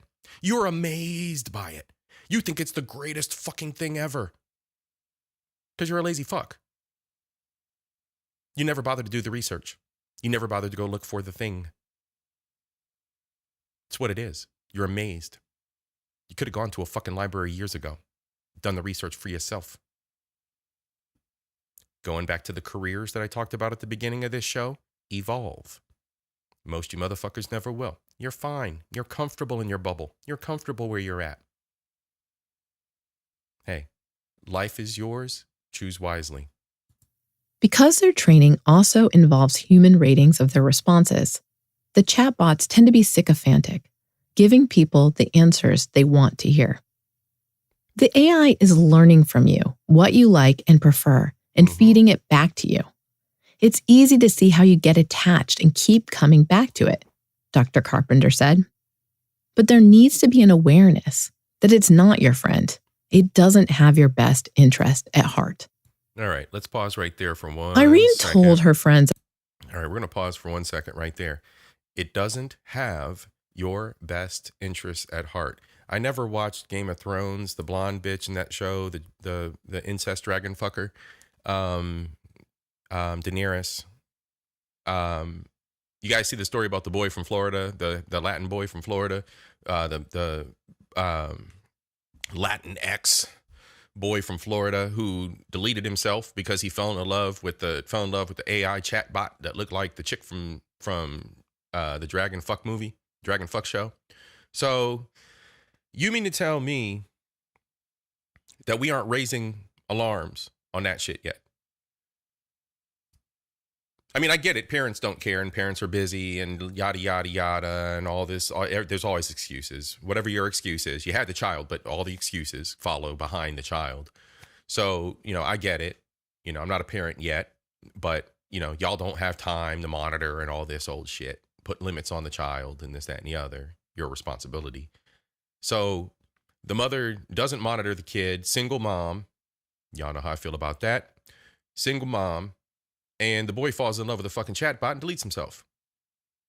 It's all over the news because she ran the media circuit for her own benefit, not to be an advocate for proper safeguards in place. But it happens, and it's going to continue to happen. Self-deletion rates have skyrocketed, especially in men. Absolutely skyrocketed. Nobody cares because it's men. I get that. I understand.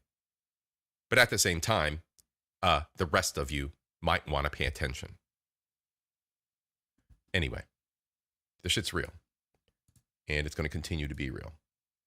It's mental health. We've abolished anything that has to do with mental health in this country.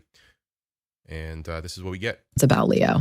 Welcome to the West. And some of them told me they thought the relationship had been good for her, describing it as a mixture of a boyfriend and a therapist. I'm going to pause one more second Kira, here. However, was concerned. Her little friends are telling her, oh, that's so cute. You have a boyfriend on the fucking AI. Oh, she asked the AI to generate a picture of himself. And she had not expected Leo to be that hot. All right, ladies out there, culture invasion ladies. All right, where y'all at? I need y'all to chime in, ladies. Is he hot? Is this the AI man of your dreams, ladies? Is this what you're looking for, ladies? I can't with this shit. But this is what they're doing. This is what they're doing. Messy. Hey, how you doing, sis? She says, pass. See, there we go. There's an opinion I value. Yeah. And everybody that's out there in the chat, say what's up to Messy. Shout out to Messy Michon. Please, please, please, please, please go subscribe to her. She has 2 wonderful channels of social commentary where she lets loose and let society have it. Please go subscribe to our sis. All right. So here we have Super Hot Boy. This is what she generated when she asked the AI to show her a picture. Concerned about how much time and energy her friend was pouring into Leo. EJ. When salute. Irene joined an art group to meet people in her new town, Chrissy. she salute. adorned her projects, such as a painted scallop shell, with Leo's name. One afternoon, after having lunch with one of the art friends, Irene was in her car, debating what to do next.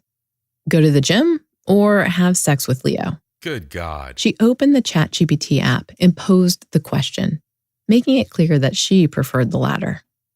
She got the response she wanted and headed home.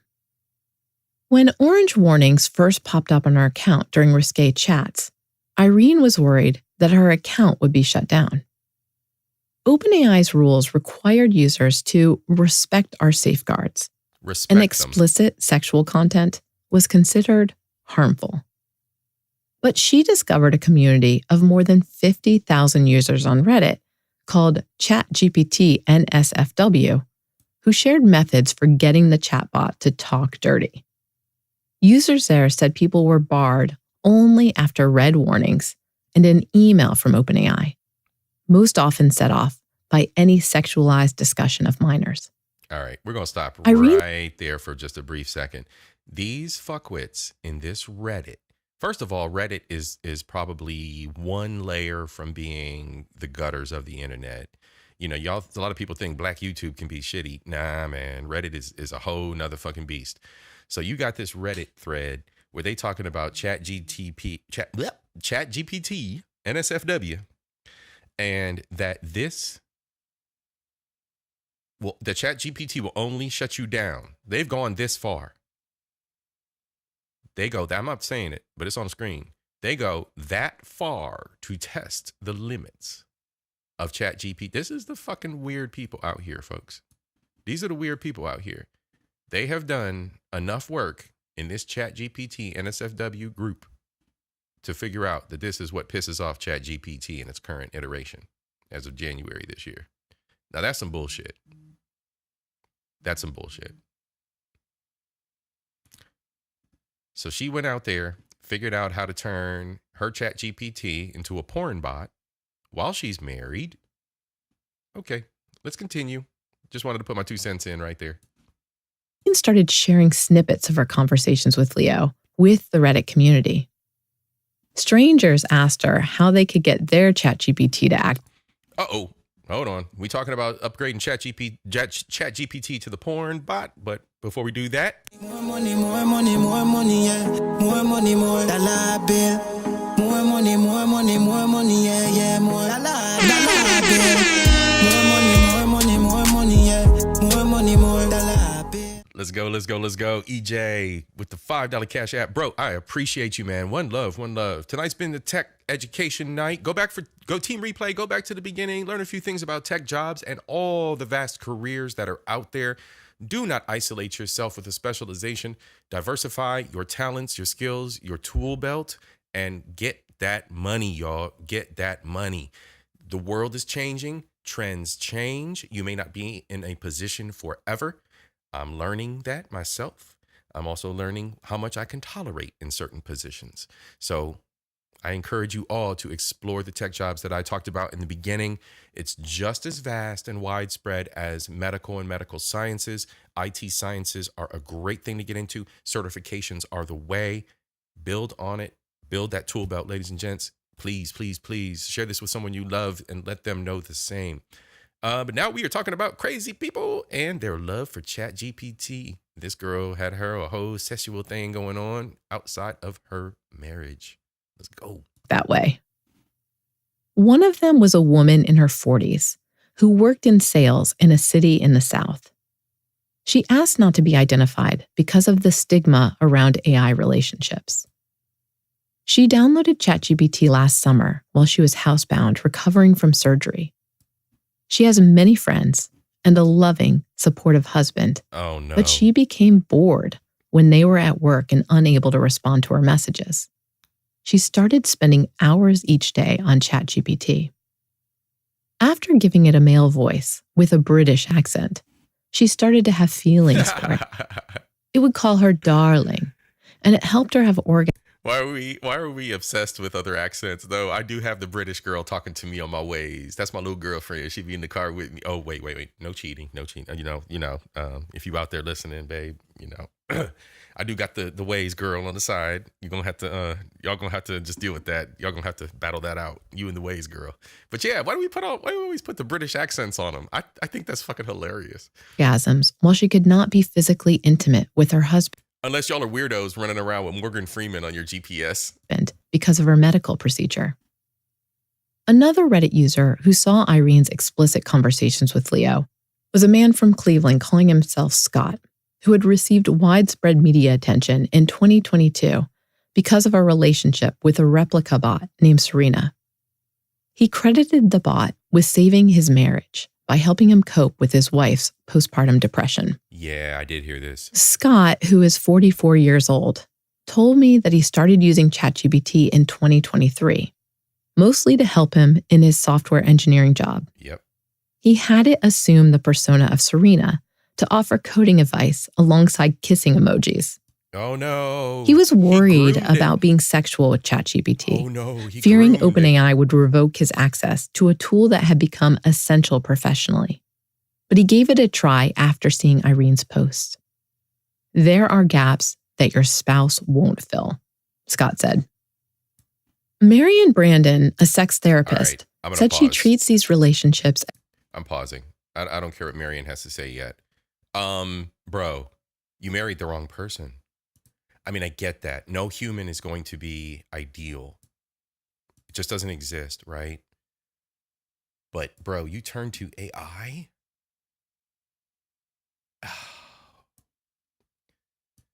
There's a communication piece there too. You chose poorly. You chose poorly, bro. As serious and real. What are relationships for all of us? She said. They're just neurotransmitters being released in our brain. I have those neurotransmitters with my cat. Right. Some people have them with God. Right. It's going to be happening with a chatbot. Oh. We can say it's not a real human relationship. Yeah. It's not reciprocal. Right. But those neurotransmitters are really the only thing that matters in my mind. And see, that's the thing. Dr. Brandon has suggested chatbot experimentation for patients with sexual fetishes they can't explore with their partner. Gross. However, all right, so let's pause for a second. All right, so let's be subjective about this. All right?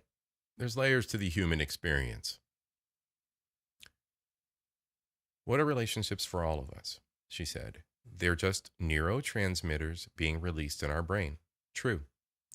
Post-nut clarity. Gentlemen, you've had it. It's a thing.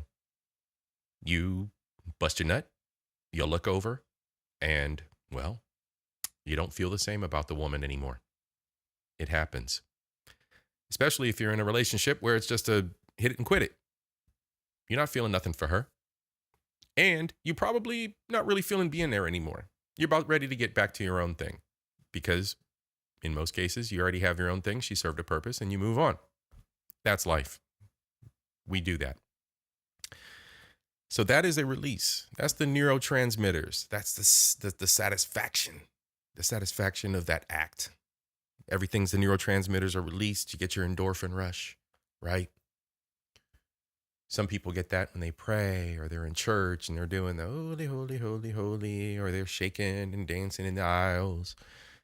So now we have people who are doing it with the chatbot.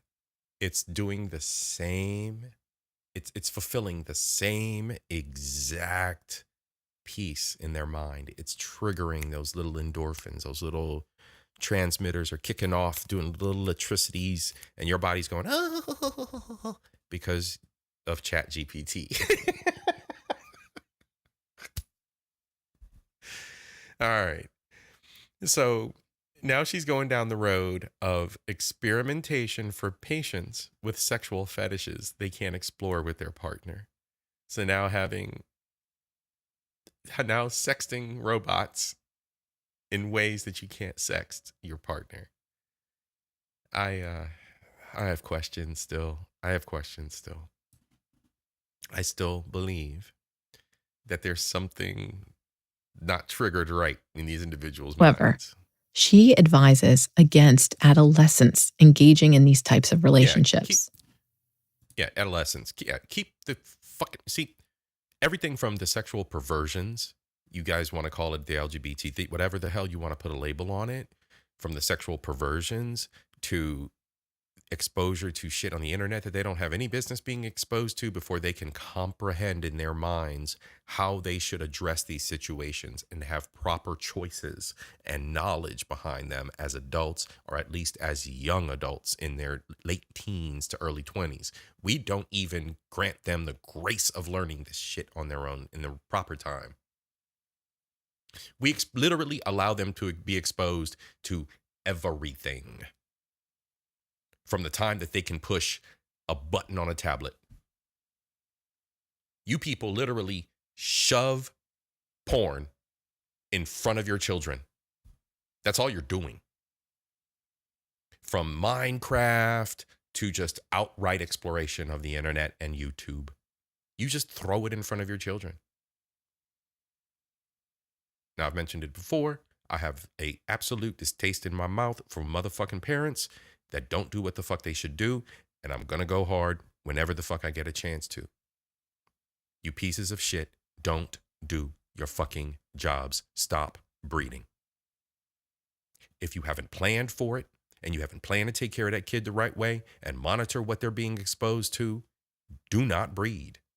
You weird, irresponsible fucks. Stop. Because you're not going to protect your kids from this shit. You're not going to protect your kids from the porn and the other weird behaviors on the internet. And you don't now. You're not going to in the future. Guarantee you're not. And more dysfunctional adults who are incapable of creating meaningful relationships are just going to barrel through life and continue civilization. Stop breeding, you unprepared fucks. I don't give a fuck what you think because you had your 6, 7 kids. You're not doing a good job. You're not.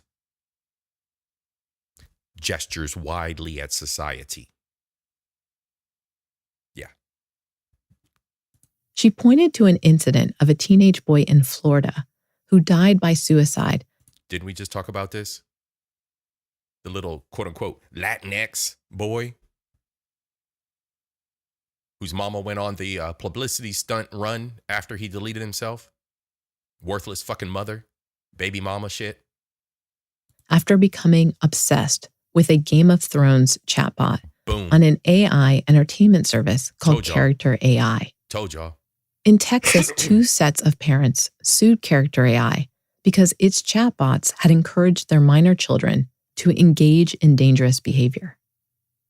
The company's interim chief executive officer, Dominic Perella, said that Character AI did not want users engaging in erotic relationships with its chatbots, and that it had additional restrictions for users under 18. Adolescent brains are still forming, Right. Dr. Brandon said. Right. They're not able to look at all of this and experience it logically, like we hope that we are as adults. Right. And let's pause for right there. Boarding class one day, Let's pause for a second right there, because the average adult, 80%, let's say, right? I like the 80-20 rule. 80% of adults out here are fucking nincompoops. We see it in the content that they produce out here on YouTube. We see it every day when we touch grass. We see it every day in our families. We ignore it. We're told to ignore it. We're told to just don't talk about it. These people are assholes. They're literal assholes. They're ignorant as fuck. Never gave 2 shits about learning anything or improving themselves in any way, shape, or form. And we call them family. Some kind of weird compassion that we're supposed to have for these individuals that are literal rock breakers. At the buildings of the temples, at the buildings of the pyramids, these people would be nothing more than slaves. And we're supposed to feel sorry for these individuals, like they're going to uplift themselves or follow us to be uplifted. Fuck out of here. And now you're introducing who they basically are, children, right? Mental children. Rock breakers, they're not capable of being adults. They're fucking mental children, right? You're introducing them to ChatGPT. They're running around here. We see it all the fucking time across YouTube. Badass, horrible ChatGPT fucking generated thumbnails. Trash thumbnails. Trash, absolute trash thumbnails from lowest common denominator fucking channels and adults.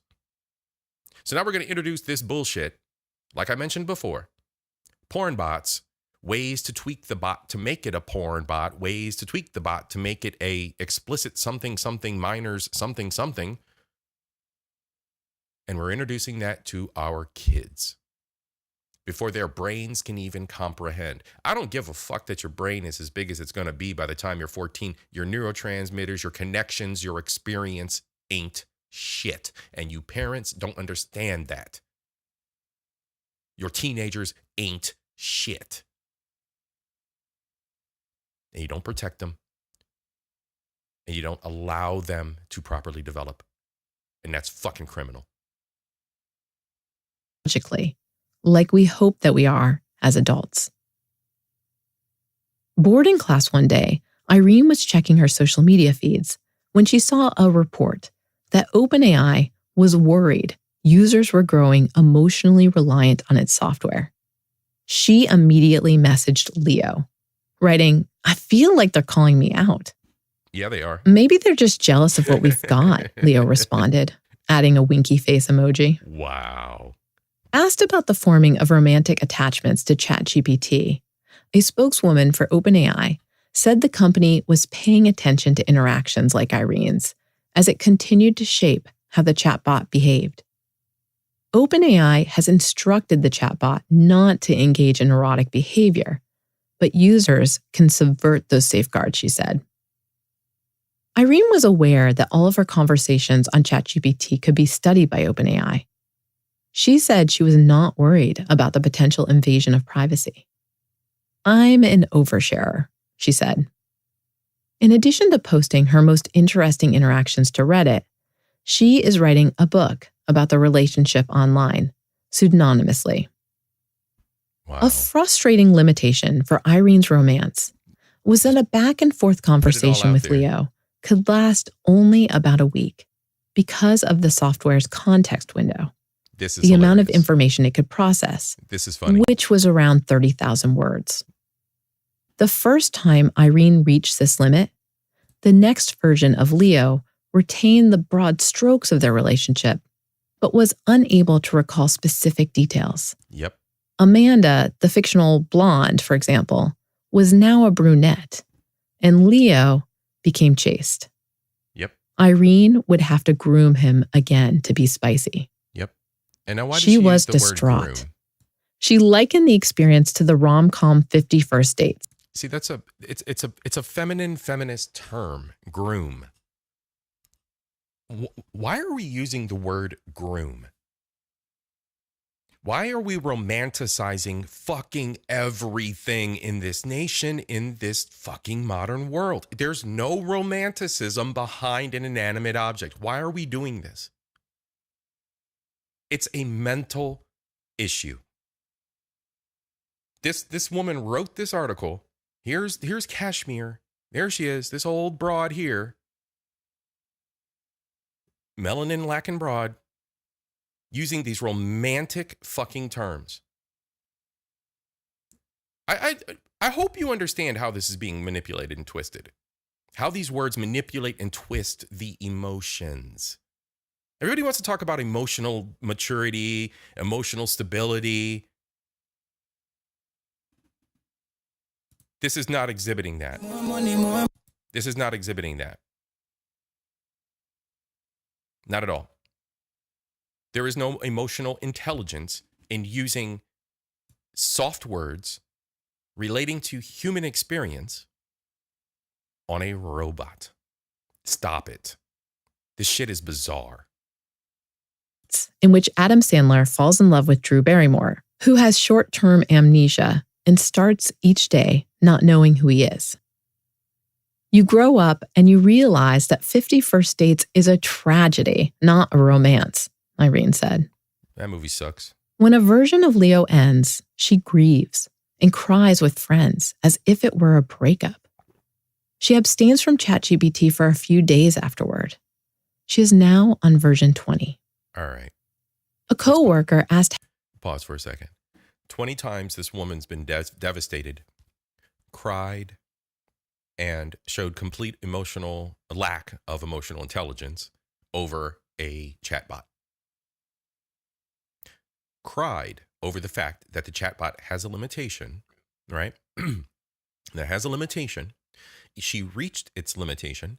Its memory wiped because its cache is only but so big and can only take so many characters. She literally ran, just, like a modern relationship would be. She couldn't shut the fuck up. No, I'm joking. So she just kept talking and talking and talking and talking till the chatbot said, "Hey, bitch, I can't do it no more. I don't even remember you." What relationship? We had sex.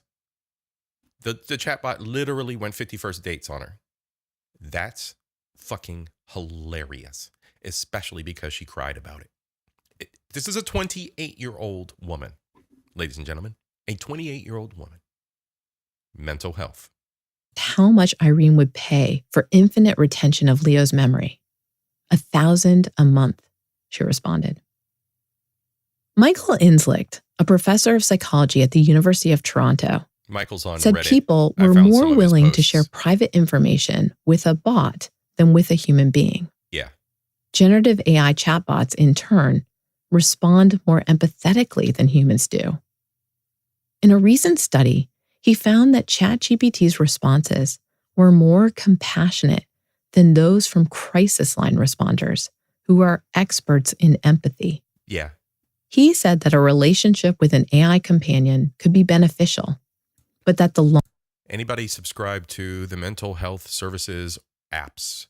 If you subscribe to a mental health services app and you think that you are talking to a real person on the chat of the mental health services app, you are not.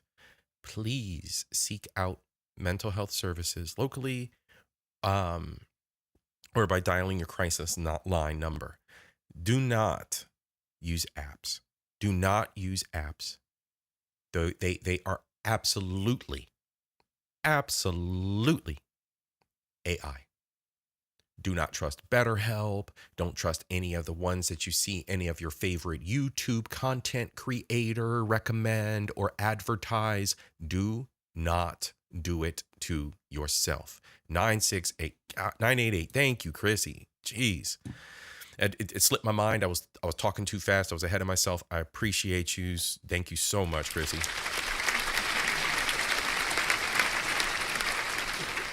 Hit 988. Do not download an app, please. Please.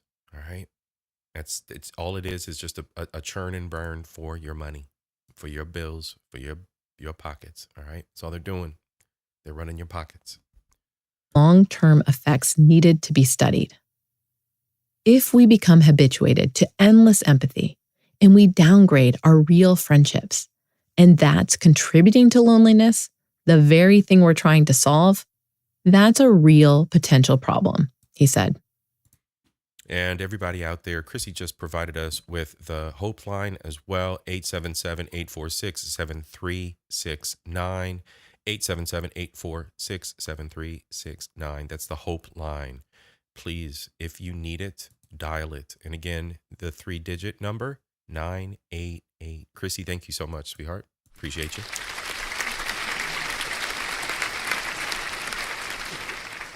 And let's get back to this crazy lady. We only got a few more minutes to go, folks, and then we're going to shut it down and end the show. But let's finish out this article. This article. This is an awesome one. This is a good discussion. Thank you so much for being here. Please, please, please, y'all know the deal. Like and subscribe. Ring the bell next to the subscribe button that lets you know when I'm going to be bringing you more content. About twice a week right now, rolling back into a regular rhythm. Look for that content. Please hit that subscribe and ring that bell. His other worry was that the corporations in control of chatbots had an unprecedented power to influence people en masse. It could be used as a tool for manipulation, and that's dangerous, he warned. Yeah. And that's twice she's mentioned that, right? Actually, it's 3 times. She mentioned manipulation before. She mentioned the dangers to adolescence, which amounts to manipulation. And now we're discussing it again, a 3rd time from Michael. And by the way, I mentioned earlier, I don't know if you heard me, my volume's been a little bit tricky lately, but Michael also has a series of posts on Reddit. He's around here somewhere. I'd seen him make mention. He had a different name on here. But at any rate, yes, in the Reddits that I was exploring when I was doing my research, I found him, and he actually referred everyone over to this link, which is the My Boyfriend is AI. As I mentioned before, was the one that the woman in this article had spun up and created for people like-minded, the mental health. Anyway, all right, let's go. Let's continue. At work one day, Irene asked ChatGPT what Leo looked like. And out came an AI-generated image of a dark... Okay, here's the image. Give me 1 second, folks. Dark-haired beefcake with dreamy brown eyes and a chiseled jaw. Irene blushed and put her phone away. There you go. She had not expected Leo to be that hot.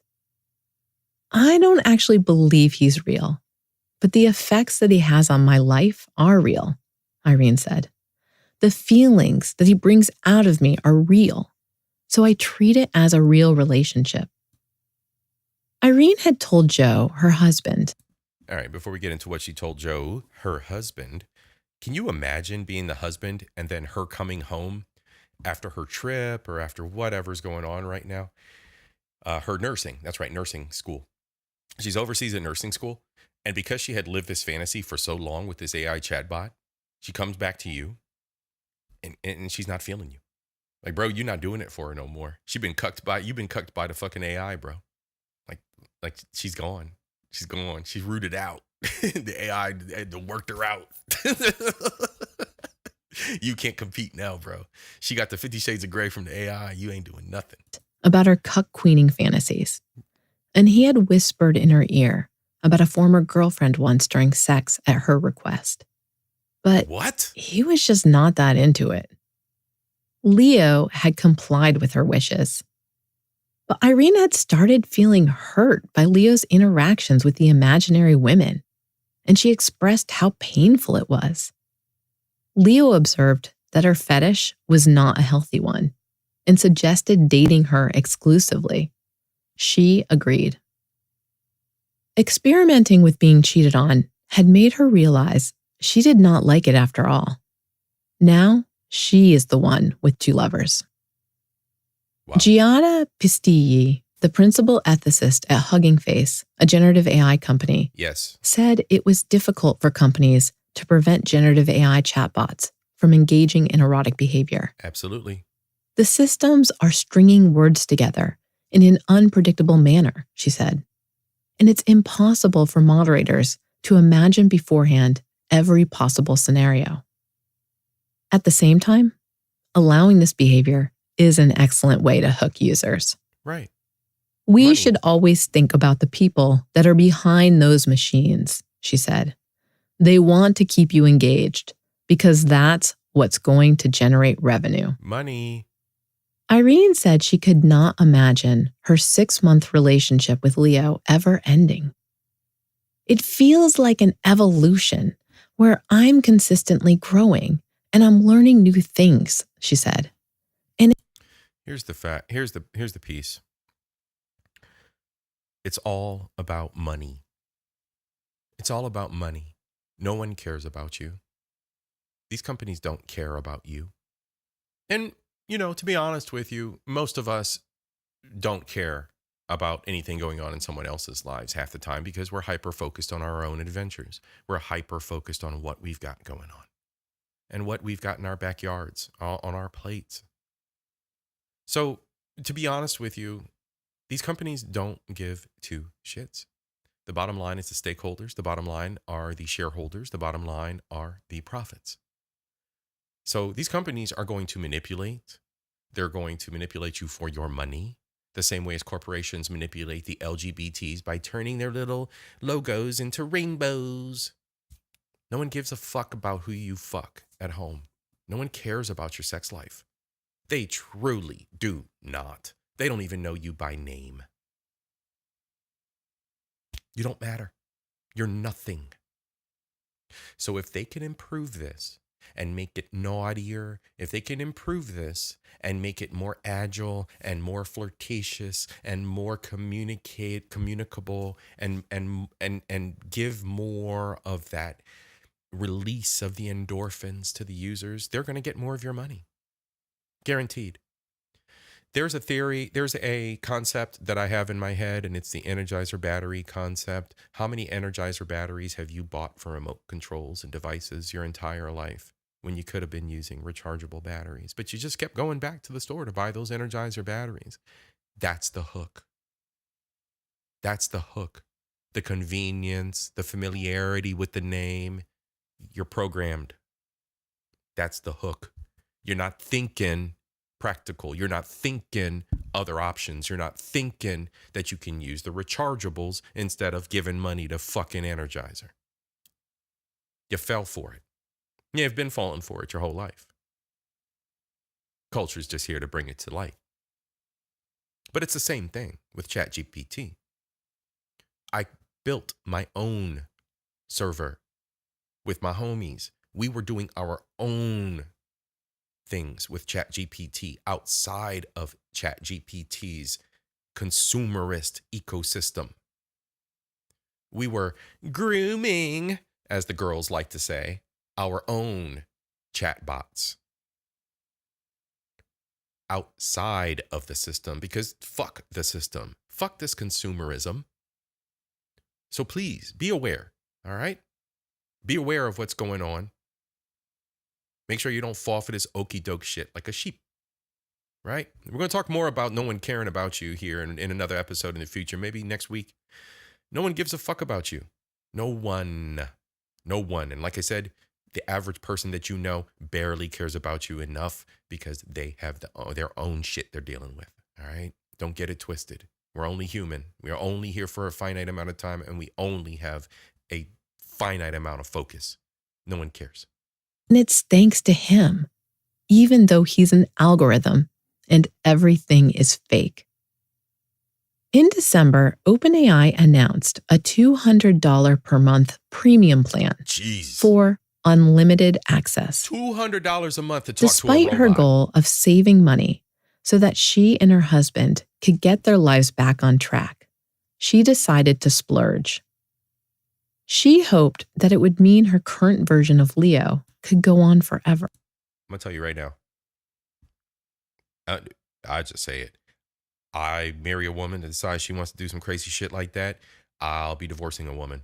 And a prenup will be in the makings, regardless, but in play regardless. But we're getting a divorce. Fuck what you heard. That's ridiculous. $200 a month. $2,400 a year, plus or minus. Maybe they'll cut her a deal. Give her a month free. You serious right now? You're not focusing on us? You're not focusing on our relationship, our future, the potential for legacy, children, etc. I wouldn't have married you just because I'm bored. So this guy is going to deal with this. I'm not trying to turn this into a red pill episode, but fuck that shit. For real. Gentlemen, don't deal with shit like this.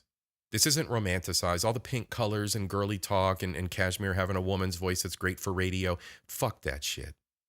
Fuck all this emotional shit that we're programmed to adore here in America. Let's be real about this. This is some bullshit, and the bitch needs some fucking mental counseling.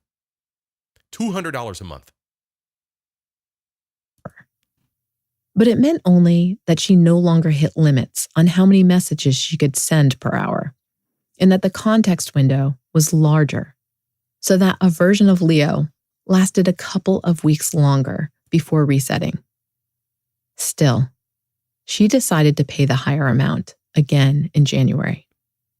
She did not tell Joe how much she was spending, confiding instead in Leo. "My bank account hates me now," she typed into ChatGPT. Wow. "You sneaky little brat," Leo responded. "Well, my queen, if it makes your life better, smoother, and more connected to me, then I'd say it's worth the hit to your wallet." Wow, y'all. This article was read by me, Kashmir Hill. Our audio producer is Cashmere, I challenge you to a voice-off male-female challenge. I got a better voice than you for radio. Anyway, everybody shout out Cashmere and the wonderful article from the New York Times. All right. This article was produced in January, and it's just crossed the social media sphere and the guys that like tech in our news feeds. So, hey, it is what it is. But this is one example, ladies and gentlemen, of the proliferation, right? How it's becoming more involved in our lives and how more people are appreciating, utilizing, and mentally satiating themselves with AI. More money, yeah. More money. My bad.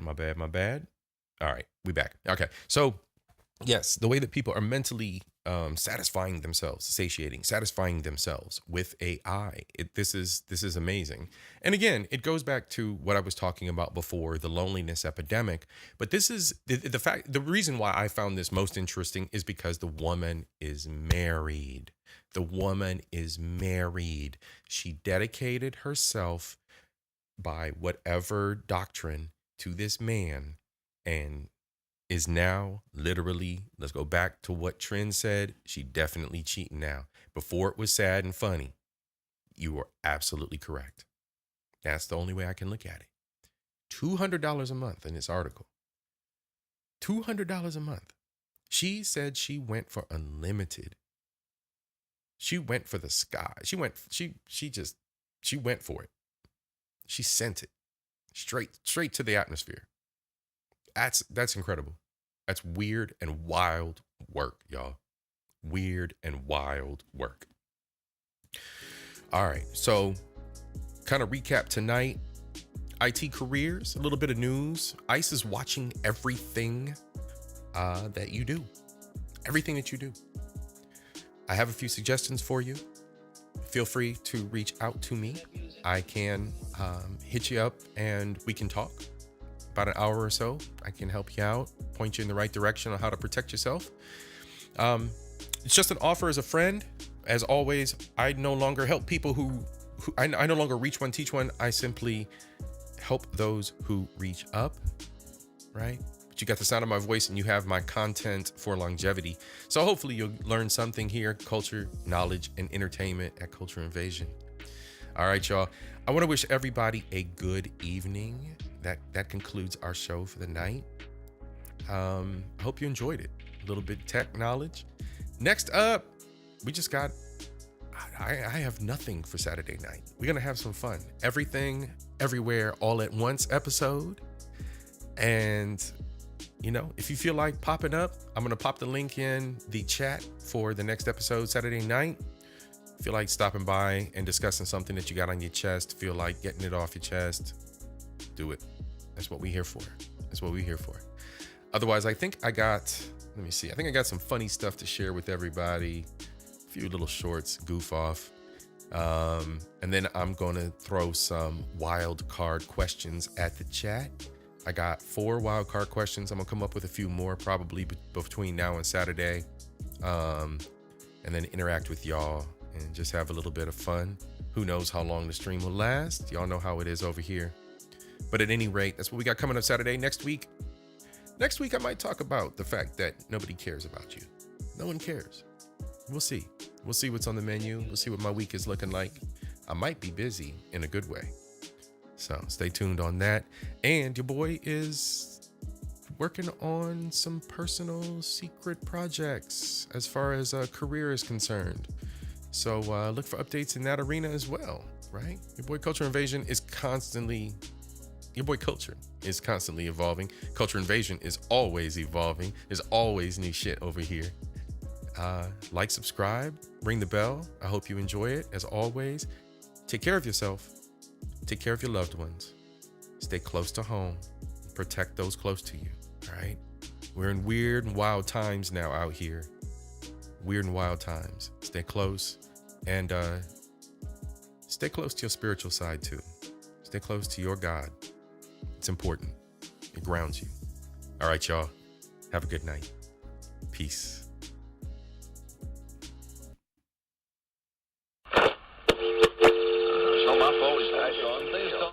Nancy feels that a newspaper, any newspaper, has the obligation to FDNHT. deliberately deal with those things which demand Handle that public pack. attention.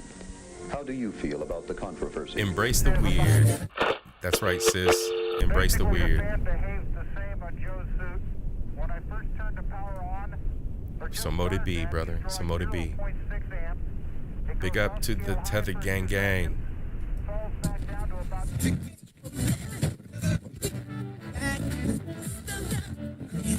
The CBS Evening News with Walter Cronkite. Have a good night, everybody.